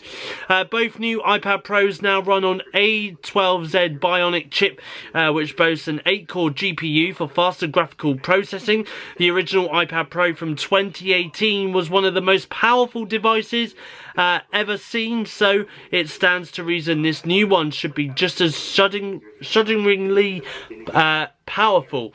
As you guess from the name, the iPad Pro is really aimed at professionals who want all this computer power for work, video editing, computer-aided design and complex 3D rendering, to name a few examples. But chances are, if you just bought one and held it up to take some pictures of your garden, they'd look pretty good too. Apple has also improved on the accessory side of things too. It announced a new Magic Keyboard accessory for the new iPad Pros, which throws in the kind of extras that iPad users had been clamouring for. There's a trackpad that works with improved cursor support in iPad OS, as well as backlit keys and an additional USB Type-C port for pass-through charging, which means you can use the Type-C on the base of the iPad for extras like an SD card reader. Battery life on the new iPad models is quoted as 10 hours on a single charge, which of course will be tested, and obviously you can see via various videos online. There's still no 3.5mm headphone jack, but at least the storage options have improved. The base model starts with 120 gig of storage and goes up to either 256 gig, 512 gig, or even 1 terabyte of gig. 1 terabyte of storage, not gig. Just as with the specs, the price will probably cause wallets and purses across the country to shrivel away in terror. The 11-inch iPad Pro starts at £769 for the Wi-Fi model, this is. and £919 for the Wi-Fi and cellular model. And the 12.9-inch iPad Pro starts at £969 for the Wi-Fi model only, and £1,119 for the Wi-Fi and cellular model as well. Moreover, the Magic Keyboard accessory will cost £299 for the 11-inch iPad Pro and £349 for the 12.9-inch iPad Pro when it launches in May. The new iPad Pro introduces advanced technologies never before available in mobile computing, said Phil Schiller, Apple's Senior Vice President of Worldwide Marketing, combining the most advanced mobile display with powerful performance, pro cameras, pro audio, the breakthrough LiDAR scanner, and new Magic Keyboard with trackpad. This is another huge leap forward for iPad. Alongside the iPad Pro is an update MacBook Air, which swaps in an entirely new keyboard, which frankly has been long overdue. It now features the same Magic Keyboard first introduced on the 16-inch MacBook Pro and now being used as the aforementioned accessory for the iPad. A redesigned scissor mechanism delivers 1mm of key travel for a comfortable and stable key feel, while the new inverted T arrangement for the arrow keys make them easier to find without looking down. As well as sorting out the keyboard, Apple has doubled the storage to 256GB for the starting model and increased the performance by adding quad-core processors for the first time. So there we go. That is the latest that Apple have announced in terms of their products. That is, of course, an updated MacBook Air and, of course, some brand new iPad Pros for 2020. Of course, they're going to be announcing a lot more new products in the foreseeable future. Whether or not they will be still going ahead with their rumoured March 31st Apple event over in Cupertino, California, is yet to be seen. And of course their WWDC event, I have actually heard, has now been cancelled in June, of course due to the coronavirus outbreak. However, they're not going to be cancelling the event itself, because instead of doing a WWDC event in June, they will still be doing an online event. So they will be showing the developers their next iOS, watchOS, iPadOS, tvOS operating systems for developers, and of course to the members of the press and to the members of the public as well, in an online digital event in June. So there we are. That is the latest news that I can bring to you in terms of Apple. More coming up in the near future here on my YouTube channel, SteveOfficial. I'm just going to update you now, because once again the TV industry has been struck by this coronavirus outbreak, and of course it's The Voice UK, which is currently airing on ITV at the moment. Now, of course, the knockout stages, which are pre-recorded, well, The Voice is still set to air this weekend on ITV after Saturday Night Takeaway at 8:30 on Saturday. So, of course, they're going to be doing the final knockout stages, and, of course, this will determine which contestants will be going through to the live semi-finals. Now, this is where it gets interesting. The Voice UK recently said that they would be doing the live shows without a studio audience. Well, now they've decided instead to now not do the live semi-finals or even the live final of The Voice UK until a very later date. This is all to do with the coronavirus here in the UK.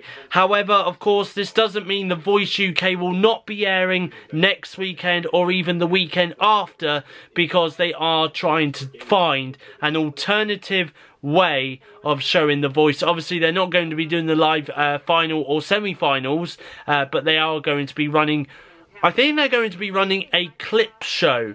I think that's what they're alternatively doing with The Voice. So there we go. So that's The Voice. Now, I just want to bring your attention to Britain's Got Talent, because that's going to be back on screens in a few weeks' time. Now, the audition stages of Britain's Got Talent are still obviously going to be airing on ITV, but they're still assessing at the moment what they're going to be doing when it gets round to the live shows, which are expected to air on ITV in May. Now, of course, at the moment, we don't know what will happen in May. No one knows what will happen in May. Obviously, a lot of things have still been called off after May, like in June, July, etc, etc. But of course, ITV are just weighing up their options at the moment as to what to do about the live shows of Britain's Got Talent, whether or not they should go ahead and have a studio audience, whether the show will go live and won't have a studio audience. All of that is currently up in the air at the moment. And of course, ITV will announce more details on Britain's Got Talent's live shows in due course. So there we go. Anyway, that's a little update on The Voice UK and Britain's Got Talent on ITV amid all of this coronavirus outbreak that's currently sweeping the globe.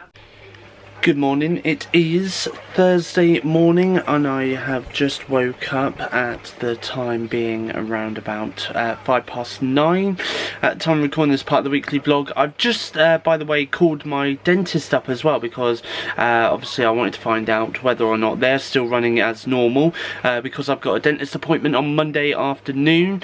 So I called them up and they've said that they are running as normal, despite obviously this coronavirus outbreak that's currently sweeping the globe. So obviously I'm going to be attending my dentist appointment on Monday afternoon. But however, it is like I say, Thursday morning, so staying with you, and let's take a look at what's going on outside this morning as I open my curtains. It's looking a little bit damp out there, a little bit cloudy as well, so I think it must be raining overnight. Oh look, there's a bus with Disney Plus on it. Hey, look at that bus go past with Disney Plus advertised on it. Anyway, and it's looking a little bit cloudy. Hopefully it might brighten up a little bit later on. Just got dressed. Currently watching Drake and Josh on Amazon Prime on my TV in my bedroom.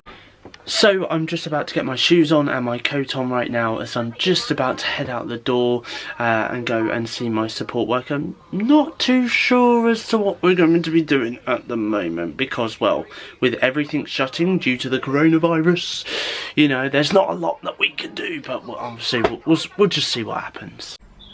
It is Thursday afternoon, just got back home from seeing my support worker, and today we went to Southbourne to have a little bit of a walk around the shops around in Southbourne, just have a little bit of a walk around Southbourne for a little bit. And we also went to Bournemouth Beach as well, and we sat down.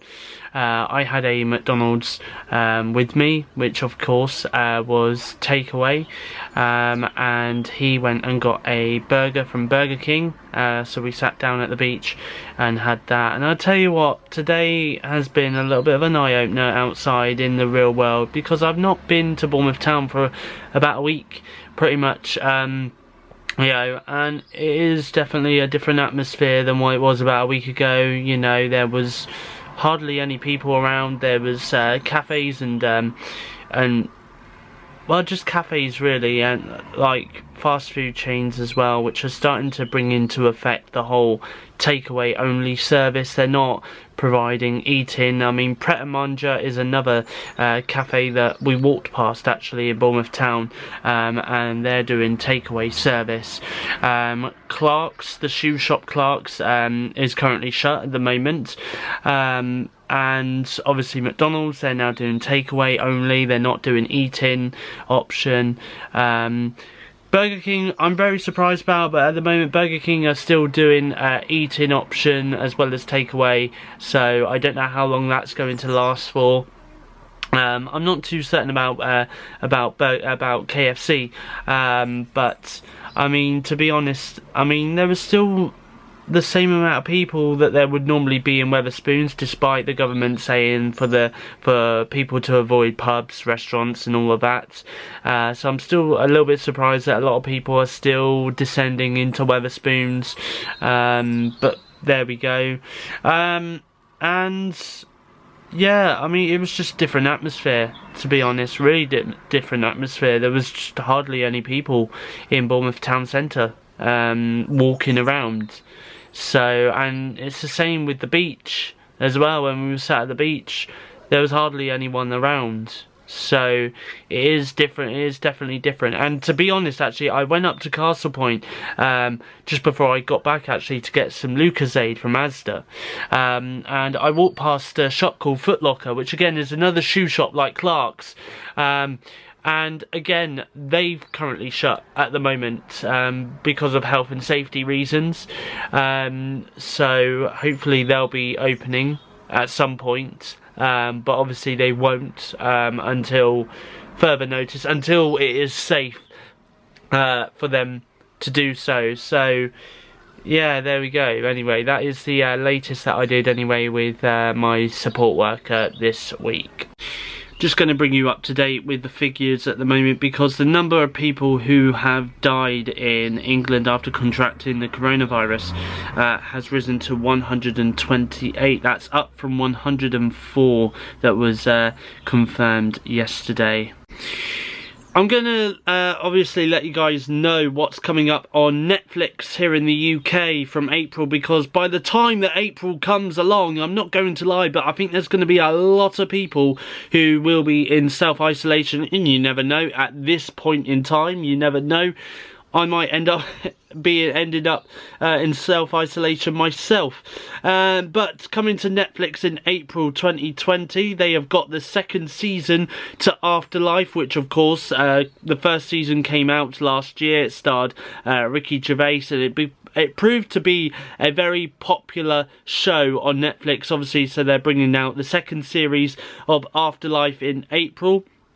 Also coming up on Netflix in April, they've got Money Heist Part 4, Sunderland Till I Die Season 2, Community Series 1 to 6, Peaky Blinders Series 5, Howl's Moving Castle, Extraction, The Willoughbys, Coffee and Kareem, Love Wedding Repeat, Ferris Bueller's Day Off, The Breakfast Club, 16 Candles, American Pie 1 and 2, The Vicar of Dibley, Dinner Ladies, Life on Mars, The Adventure of Tintin, Babe, The Land Before Time, the Lego Ninjago movie, Catfish, The Martian, and as ever, plenty more that they'll be able to tell us about in due course as well. So there's a lot coming up on Netflix in April. So of course, if you are self-isolating, never fear, because Netflix is here to give you all the latest movies, TV shows, just to keep you occupied, just to keep you binge watching throughout April, of course, while you're self-isolating at home, or possibly just working from home as well. It has been announced that English football is to be suspended now until at least the 30th of April due to the growing outbreak of the coronavirus. It has been confirmed this afternoon. So it is official that we are, at the time of recording this part of the weekly vlog, we are 5 days away now until Disney Plus's UK launch, and it's been announced that The Mandalorian will be, unfortunately, releasing weekly on Disney Plus. But here's the good news, is that 2 episodes of The Mandalorian will be available to watch on Tuesday next week when the streaming service launches here in the UK.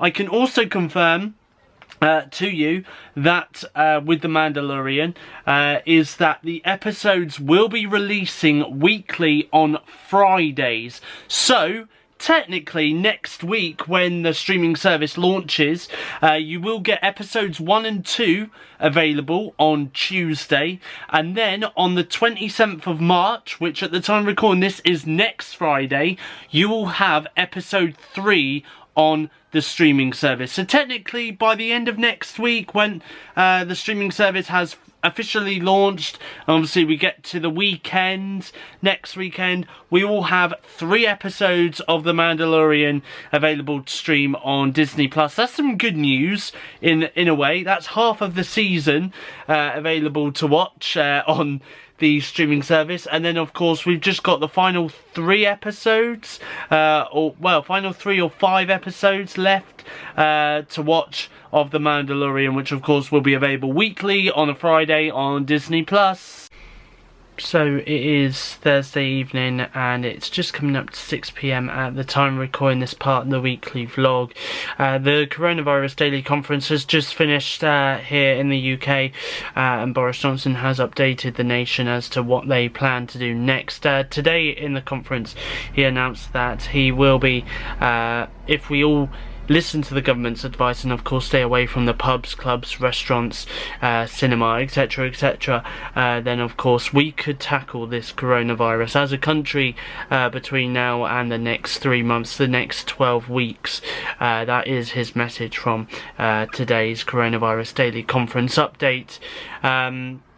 So anyway, there we go. And he has also asked that shoppers do shop reasonably and considerately as well. So of course just to be very considerate to other shoppers, other customers in supermarkets, etc, etc. Now, staying with the supermarkets, I'm going to be bringing you all the latest in terms of supermarket retailers, etc, and what they've said in statements across their social media pages and etc.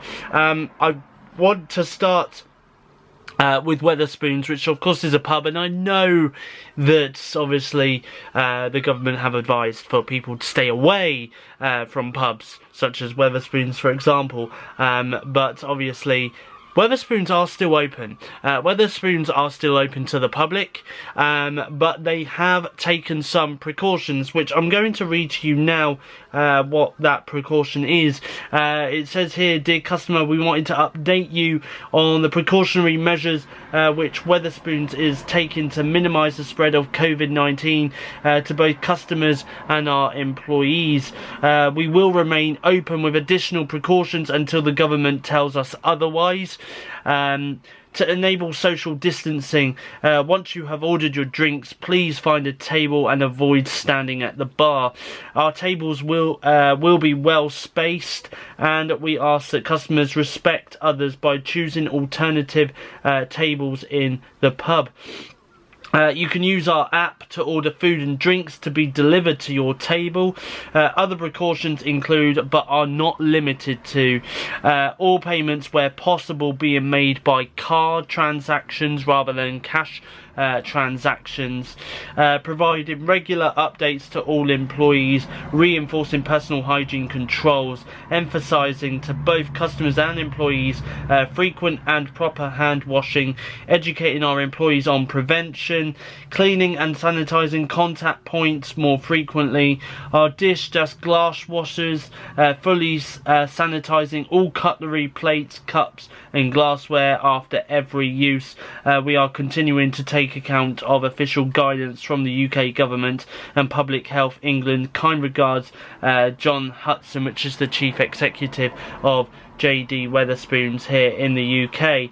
Now I'm going to move over now to Sainsbury's, and let's see what Sainsbury's have put in their statement for social media. They have said, "Dear customers, after I wrote to you last week, many of you replied.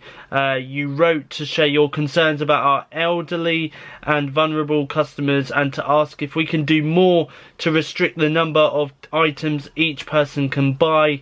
I have listened to feedback from you and from Sainsbury colleagues across the country and wanted to share some of the extra steps we are taking to make sure everyone has access to the items that they need. A number of you suggested that we reserve an hour in stores for elderly and vulnerable customers. In response to this request, we will set aside the first hour in every supermarket this Thursday, 19th of March, which of course has already happened, for elderly and vulnerable customers. I hope that you can respect this decision and will work with us as we try our best to help those that need it the most. If you or an elderly family member, friend or neighbour would like to shop during this hour, please check online for your local supermarket opening hours. We will also help elderly and vulnerable customers access food online from Monday 23rd of March. Our online customers who are over 70 years of age or have a disability will have priority access to online delivery slots. We will contact these customers in the coming days with more details. For any online customer who can travel to our stores, from Monday 23rd of March we will operate an expanded click and collect service. We are significantly increasing the number of collections sites across the country over the coming days. In preparation for this, customers can place their order online as usual and pick it up from a collection point in the store car park. We believe this will also work for people who are self-isolating. As we work to feed the nation, we are also focusing all of our efforts on getting as much food and other essential items from our suppliers into our warehouses and onto shelves as we possibly can. We still have enough food for everyone if we all just buy what we need for us and our families. To help us get more essential items onto the shelves, from this Thursday 19th of March, we will be closing our cafes and our meat, fish and pizza counters in supermarkets. This means we can free up warehouse and lorry capacity for products that customers really need. It will also free up time for our store colleagues to focus on keeping the shelves as well stocked as possible. I mentioned last week that we had put limits on a very small number of products. Following feedback from our customers and from our store colleagues, we have decided to put restrictions on a larger number of products. From tomorrow the 18th of March, customers will be able to buy a maximum of 3 of any grocery product and a maximum of 2 on the most popular products, including toilet paper, soap and UHT milk. We have enough food coming into the system, but are limiting sales so that it stays on shelves for longer and can be bought by a larger number of customers. Finally, I wanted to end by saying a huge thank you to Sainsbury's colleagues across the business. Everyone is working flat out in difficult circumstances to do their best to serve our customers. If you're able to say thank you to them when you see them, I know they would hugely appreciate it. So there we go, that is the statement from Sainsbury's. Now let's have a look at Tesco, because Tesco have also done a statement which starts off with "Together we can do this." And this is what they say: "It is fair to say that we find ourselves in uncharted waters.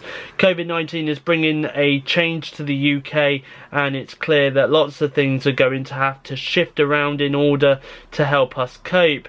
At Tesco, we have been doing everything we can to keep business as usual, but we now have to accept it is not business as usual. In the last 2 weeks, we have seen significant and prolonged increases in demand across all of our stores, and this is leading to shortages in some products for some customers. Reacting to the latest government announcements, we have to plan on this situation being the new normal, and we will do all that we can to make the food you want available, but we need your help. In order to protect the core shopping essentials, we are going to implement some changes in our stores. The changes are designed to simplify what we do so that we can provide more of what people need in a clean and safe environment. We ask for your understanding and your support. So from today, we will start to implement the following changes to ensure more people have access to everyday essentials. We're introducing a store-wide restriction of only 3 items per customer on every product line, and removing multi-buy promotions in order to allow Tesco colleagues to focus on stocking shelves, helping to provide the essential groceries you are looking for, and to avoid waste. We will close all meat, fish, deli counters and salad bars to be able to ensure our stores are clean, that we can replenish stock and allow our colleagues to rest. We will change our trading hours with all stores closing at 10 p.m. To ensure we are doing everything possible to reduce the risk of infection for both our customers and colleagues. We will be introducing some distancing measures at the checkout, and to make it swifter, invite customers who can to pay by card. To help free up slots for the more vulnerable, such as our elderly customers and those who are self-isolating, we are encouraging customers who shop online or choose click and collect for their grocery home shopping to prioritise shopping in store where possible. To ensure our more vulnerable and elderly customers can shop in store, we will prioritise 1 hour every Monday, Wednesday and Friday morning between 9 a.m. to 10 a.m. Except in our express stores, and ask that you respect this hour to elderly and vulnerable people. Tesco store colleagues can't work from home, unfortunately, and a good number of them will need to respond to personal or family challenges connected with dealing with COVID-19. So we would please ask that you understand the challenging environment in which we are all working. If you do go in store and want to say thank you, then I'm sure they'd appreciate it. So if you could help us by limiting demand of essential items and allowing us to focus on the core needs of our customers, we are confident that we can continue to feed the nation. We are delivering food daily to our stores, but this is a very challenging time, and we will only get through this if we work together. Thank you for your support. So there we go, that is the latest from Tesco. Let's move on to the UK supermarket, well, the German supermarket Aldi, but of course they have supermarkets here in the UK. Let's take a look at what they've said. As you will be aware, all supermarkets have been working very hard to keep up with the demand over the last few days. I am writing to reassure you and all our other valued customers that our colleagues and trusted suppliers are working round the clock to keep our warehouses fully stocked. We have increased orders from our suppliers, and our warehouses have sufficient stock to replenish all stores. This includes all of the essentials such as sanitary and baby products. Our amazing colleagues have been working tirelessly to restock our stores. However, unprecedented demand for certain products has made it difficult for us to ensure that there are no gaps on shelves. All of our stores receive daily deliveries, often multiple times a day, so if a certain product is not available when you visit, it will be replenished in the overwhelming majority of cases by the following day.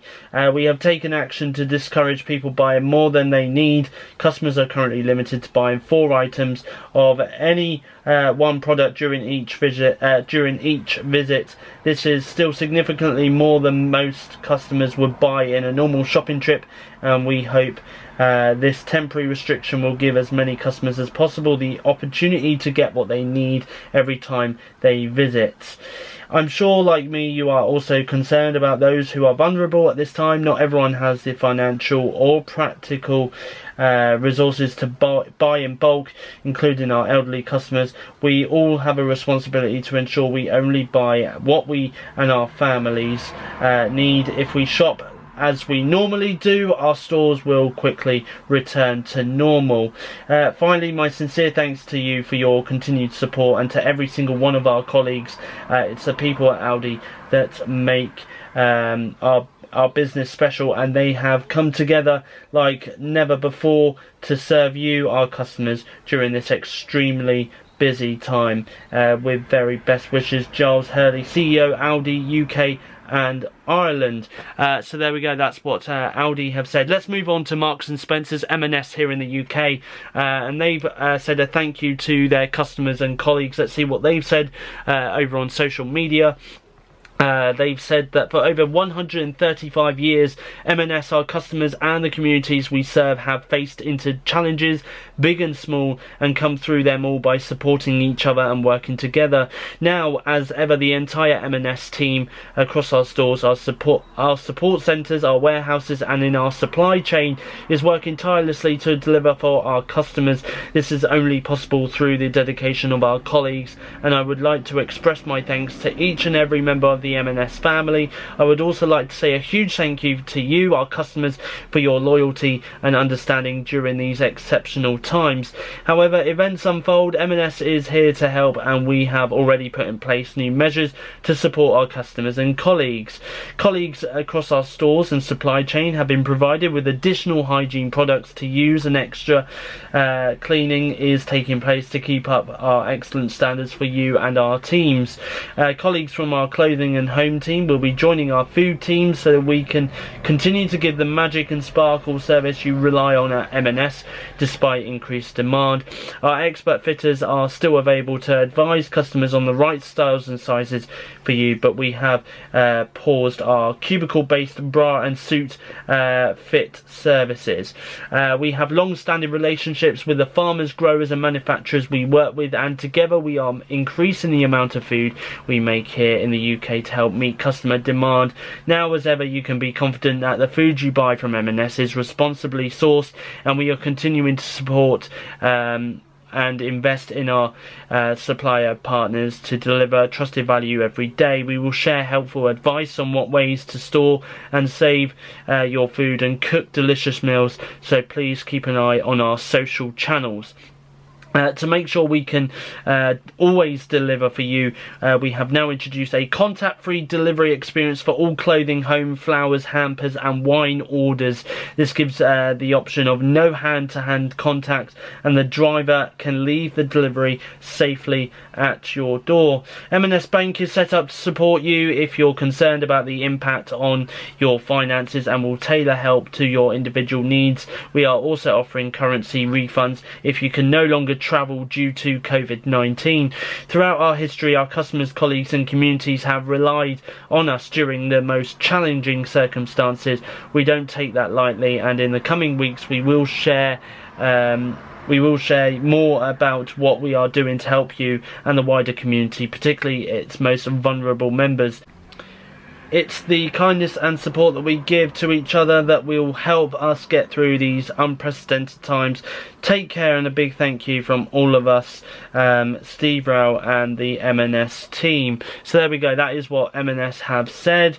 And of course now I do want to go to Iceland, which is the final store that I want to go to that have done a statement here in the UK.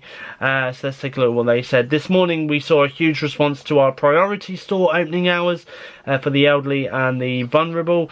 Whilst it was positive to see such a reaction to the initiative, it highlighted the need for us to do more to support the most vulnerable people in our communities as we face the challenges posed by COVID-19 together. As a result, we are encouraging our store managers to do this every day from tomorrow. We ask that all of our customers bear these hours in mind when shopping with us and help us to offer support to those who need it most. Priority hours for participating stores will be as below. So Iceland stores, first hour of trading each day, the food warehouse 8 AM to 9 AM each day. Stores will be communicating priority hours via window posters, and contact details and opening hours can be found on our store locator. We are continuing to look for ways to support the most vulnerable people in our communities, and would like to thank you for your ongoing support. So there we go, that is what Iceland have said as well. Now I'm just going to very quickly bring up some, hopefully I should have some breaking news somewhere. Let's just have a look here.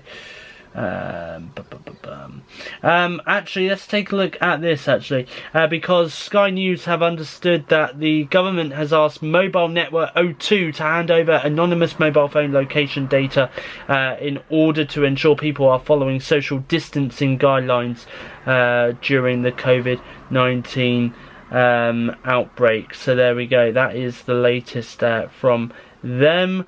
Now I just want to quickly see if there is anything else. No, it doesn't look like it, but there we go. I do know, actually, going back to Tesco very quickly, I know that they are going to be doing an hour on Sunday starting from this weekend for NHS workers and even Tesco colleagues as well, if they want to do. Of course, they won't be able to buy anything because of Sunday trading laws, but for the first hour before the checkouts do open at 10 AM, though that hour will be for specifically NHS workers and of course Tesco colleagues to browse products and of course buy what they need. So there we go. So that's the latest that I can bring for you for now. Of course there'll be more updates on the coronavirus, of course, throughout this week's weekly vlog, which is now technically what this week's weekly vlog is once again all about. Obviously last week's vlog was all about the coronavirus, and it's the same thing again this week, but don't worry though, because I'm just going to put it out there now that next week's vlog is going to be coronavirus free, because obviously I'll be talking all about Disney Plus, and that is it. That is literally all I'll be talking about. So yeah, there we go. Good morning, it is Friday morning, it's 8:30 at the time of recording this part of the weekly vlog. I've just woke up and I've just got dressed as well. Let's just very quickly take a look at what's going on outside my window this morning. I've just opened my curtains, by the way. It's looking a little bit cloudy out there this morning, but there we go. Let me bring you up to date with Coronation Street and Emmerdale, because they have done a statement in terms of their programming scheduling on ITV, as of course with the continued coronavirus outbreak happening, obviously it is affecting the TV industries in a big way. So this is what they have said. In the coming weeks, some episodes of Coronation Street and Emmerdale will be out of kilter due to the temporary transmission pattern for both programmes, which takes effect from Monday the 30th of March. Episodes due to broadcast at Easter and those commissioned and filmed to commemorate VE Day, for instance, won't now air on the dates we anticipated. We'd hope the audience will understand the reasons for this and continue to enjoy the shows. Additionally, as both Coronation Street and Emmerdale film many weeks before they air on ITV, episodes will continue to feature scenes set in the Rovers and Woolpack and other communal areas. Although the government's latest guidelines indicate that people should avoid such public spaces, we'd ask viewers to make allowances for the fact that filming took place before the coronavirus pandemic and to make sure they follow the most recent government health advice. So that's the latest update that they have brought to you in terms of the soap schedulings for Coronation Street and Emmerdale. Just to remind you that Coronation Street will be on ITV 3 episodes a week rather than 6 episodes a week, and they'll be on Monday, Wednesday and Friday nights at 7:30. And Emmerdale will be reducing their episodes down from 6 episodes to 5 episodes a week, and that will be Monday to Friday at 7 PM on ITV. So there we are, that's the latest I can bring you in terms of Coronation Street and Emmerdale's filming schedule update. Now, of course, with the UK cinemas shut at the moment, obviously there's still a chance for people to watch the latest movies that are out in cinemas. Today, if you go onto the Sky Store, or even Amazon Prime, for example, you will be able to rent The Invisible Man, The Hunt, and the movie called Emma, which have not long been out in UK cinemas, you will be able to rent those and you'll be able to watch those movies from the comfort of your sofa. That's starting from today.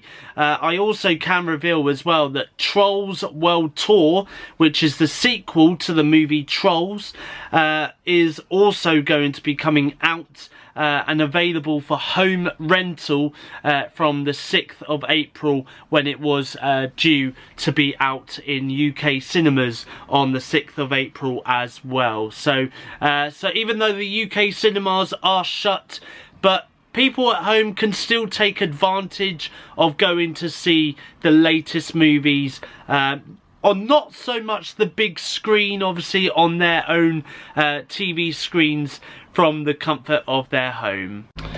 Within the last hour on my Facebook, Cameo Amayu Bar, which is a bar in Bournemouth, so this is applying to people that live locally in Bournemouth.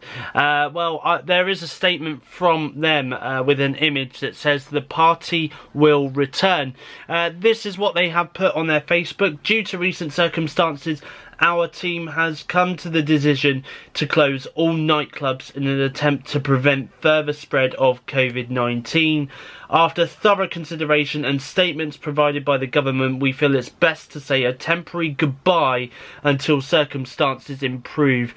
We are truly saddened by this. However, we pray and hope for everyone in powering through this hard time. Our teams will be working safely in the background to ensure our venues reopen as tip-top. We look forward to seeing you all very soon, and we'll be hosting one hell of a welcome back party. In the meantime, we will be feeding snippets of content on social media to keep you busy. Stay safe, look after each other, and look back once this is over with pride.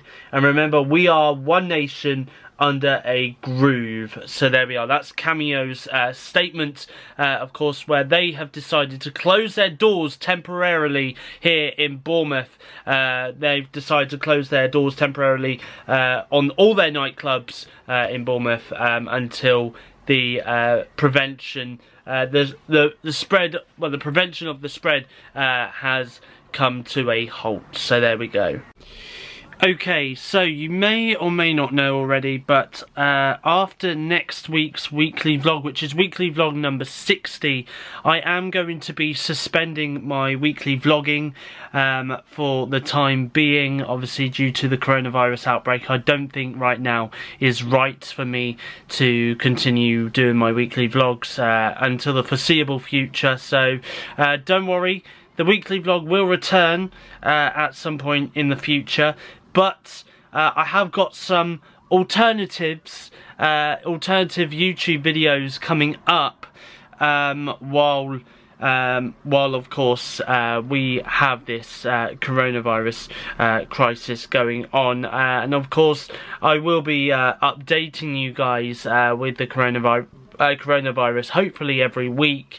At the moment I have done a plan which I'm going to go through in a second as to what's coming up on my YouTube channel SteveOfficial over the coming weeks. But I haven't added anything to do with coronavirus on my on the list at the moment. But of course I will do some videos on the coronavirus, obviously just to keep you guys updated as to what's going on and when it happens. So hopefully I will do some coronavirus weekly videos, maybe on a Wednesday or something. But this is the rundown anyway as to what is happening on my YouTube channel. So I'm going to start with next Friday at the time of recording this part of the weekly vlog, because obviously next week is the Disney Plus launch. So after today I will not be vlogging anything until Tuesday next week. Tuesday will be the only day that I vlog next week, and that is of course because of the launch day of Disney Plus. So I'll run down very quickly what's happening with Disney Plus. very quick, because with Disney Plus next week, I will be talking about it. I will show you guys how to download Disney Plus, whether it's on iPhone, iPad, Android phone or tablet, and maybe, hey, even on Roku as well, because it's going to be on Roku as well. So I'll show you how to download it from all of that.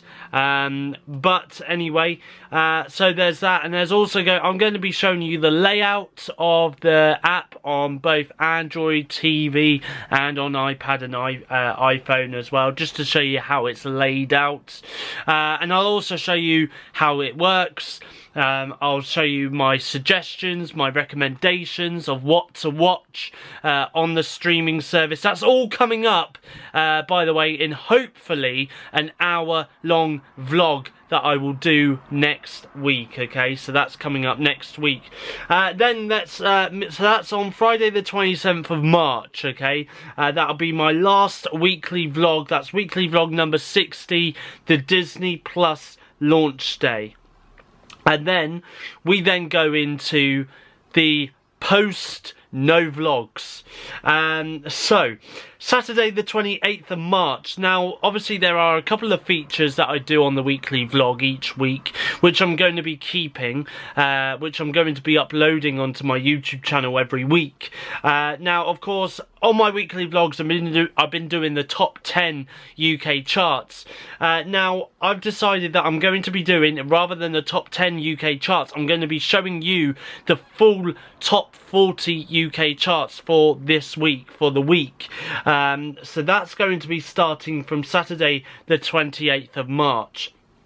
So that'll be Steve's Top 40 UK Charts, Episode 1.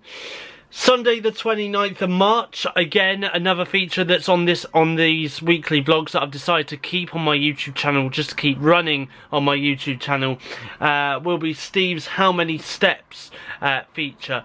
So episode 1 of that will be on Sunday the 29th of March. On Friday the 3rd of April will be my gaming video. Now this is Spyro Reignited Trilogy on Nintendo Switch. Now this I was meant to show you during this week's weekly vlog, but obviously because of the coronavirus pandemic, and because this week's weekly vlog has technically been all about the coronavirus and stuff as it's been happening, I've not actually had any time to put the Spyro gaming footage into this week's weekly vlog. So that'll be going up in a separate video, which you can find on my YouTube channel, SteveOfficial, from Friday the 3rd of April 2020. And then on Saturday the 4th of April I've got Steve's How Many Steps Episode 2. Sunday the 5th of April will be Steve's Top 40 UK Charts Episode 2. Friday the 10th of April I'm going to be doing a Steve's Project X Cloud video, because again I've not been able to record any footage for Project X Cloud this week because of the coronavirus taking over this week's vlog. So of course there will be a separate video with a Project X Cloud video coming out on Friday the 10th of April. Saturday the 11th of April will be Steve's How Many Steps Episode 3. Sunday the 12th of April will be Steve's Easter Sunday 2020 message, because it'll be Easter Sunday on the 12th of April, so of course I'll give you guys a little bit of a message from me to wish you all a happy Easter, blah blah blah. And then on Monday the 13th of April I'm going to be doing Steve's Top 40 UK Charts Episode 3. Friday the 17th of April, again I'm going to be doing another Project X Cloud video on Friday the 17th of April, so that'll be Steve's Project X Cloud Episode 2. Saturday the 18th of April will be Steve's How Many Steps Episode 4. And finally Sunday the 19th of April is Steve's Top 40 UK Charts Episode 4. So at the moment I've only done up to Sunday the 19th of April, so, and obviously at the moment I'm going to leave it at Sunday the 19th of April. Obviously if I decide to not carry on vlogging from the 19th of April onwards, then of course I will let you guys know, and I will do a separate video to tell you what else is coming up on my YouTube channel whilst there is no weekly vlogs. I mean, I don't know how long my weekly vlogs will not be going up for I don't know how long I'm going to be not doing any vlogs, but I can reassure you I will still be posting videos online, gaming videos, of course the top 40 UK charts. I'll bring you up to date on that week on week, and I'll give you an update every week as to what's happening in terms of coronavirus. Obviously I'll bring you a weekly update, maybe on a Wednesday or something like that, midweek, just let you guys know what's been going on here in the UK, and of course just let you know what's been said during the daily conferences and stuff like that. So anyway, there we are. That's what's happening on SteveOfficial, my YouTube channel, over the course of the next couple of weeks. And like I say, after the 19th of April, I don't know what's happening. You know, I might return with another weekly vlog. I might not return with another weekly vlog. But like I say, next week, weekly vlog number 60, Disney Plus launch day, will be the final weekly vlog from me until further notice. I do apologise. Now, normally this part of the weekly vlog I would normally be saying now it's time to have a look and see how many steps I've done this week, but what I'm going to do is I'm going to leave the how many steps feature out of this week's weekly vlog because it's gone on for far too long now, this week's vlog. So what I'm going to do instead is of course I'm going to include this week's how many steps, next week's how many steps, into next week's how many steps video. So there's 2 weeks worth of how many steps that you will be seeing on the first episode of how many steps when it comes out on my YouTube channel, SteveOfficial, on the 29th of March 2020. Just going to bring you a little bit of breaking news at the time recording this part of the weekly vlog, and this is what Sky News have just posted. It says shutting pubs over the coronavirus outbreak is over the top and they should stay open for the duration. That's what the Wetherspoons boss Tim Martin has told Sky News. The chain founder and chairman argued that supermarkets were far more crowded and claimed there had hardly been any transmission of infection in pubs. His comments came after the business saw a further dip in sales following Prime Minister Boris Johnson's instruction for drinkers to stay at home to help curb the spread of COVID-19, the disease caused by coronavirus. This is what Mr. Martin had said. Our aim is for pubs open for the duration. This could go on for a long time. I think that once you shut them down, it's very difficult. Supermarkets are very, very crowded. Pubs are much less crowded. There's hardly been any transmission over the virus within pubs, and I think it's over the top to shut them. That's a commercial view, but also a common sense view. Due to the uncertainty surrounding the coronavirus, JD Wetherspoon has cancelled its dividend and moved to reduce spending by delaying its capital projects. Mr. Martin and the group chief's executives are also taking a 50% pay cut. The group said that sales, which had risen by 3.2% in the 6 weeks to the 8th of March, had fell by 4.5% the following week as the crisis escalated. In the wake of Mr. Johnson's advice to avoid pubs, Mr. Martin said sales slid at a significantly higher rate. Mr. Martin said his business was working with employees, banks, landlords and suppliers to emerge from the situation in the best shape. And it came as Wetherspoon's reported profit before tax rose 15% to £57.9 million in the half year to 26th of January on revenue of £933 million. Mr. Martin said, as a result of this uncertainty, it is impossible to provide realistic guidance on our performance of the remainder of the financial year.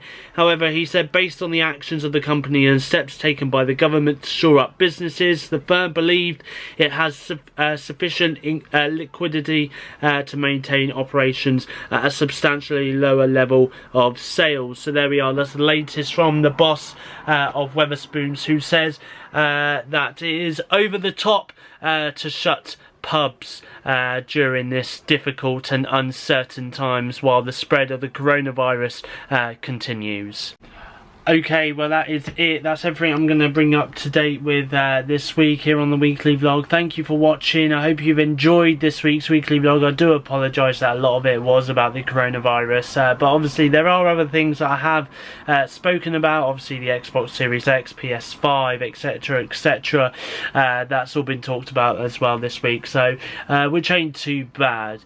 Anyway, that is all from me. Coming up next week on the final weekly vlog, that's weekly vlog number 60 for the time being until further notice. I'm going to be bringing you all the latest on the launch day, well, from the launch day of Disney Plus. So I'm going to be filming that video on Tuesday when I finish work. And then obviously that video will be going out on Friday the 27th of March 2020, and coming up on that, like I said earlier in the weekly vlog, I'm going to be showing you guys how to download it, whether you've got a Roku streaming stick or streaming player, or you've got an iPad, iPhone, or an Android tablet or phone. And also as well, I'm going to be showing you the layout and how it compares to the Roku, the iOS and the Android version, although it might pretty much just be the same, but I'll show you that anyway. And also as well, coming up, I'll be showing you the well, like I say, the layout, and I'll be telling you every single thing that you can find, that you can expect to see on Disney Plus from launch day onwards as well. So that's also another good thing that I'll be showing off. And finally, I'll be giving you my recommendations as to what to watch. So in case you are stuck in self-isolation for the next 7 or 14 days at least, then you've always got Disney Plus by your side. That's if you've obviously signed up to Disney Plus. But at least you'll have Disney Plus by your side to keep you company, and of course you'll have my recommendations as to what to watch on the streaming service as well.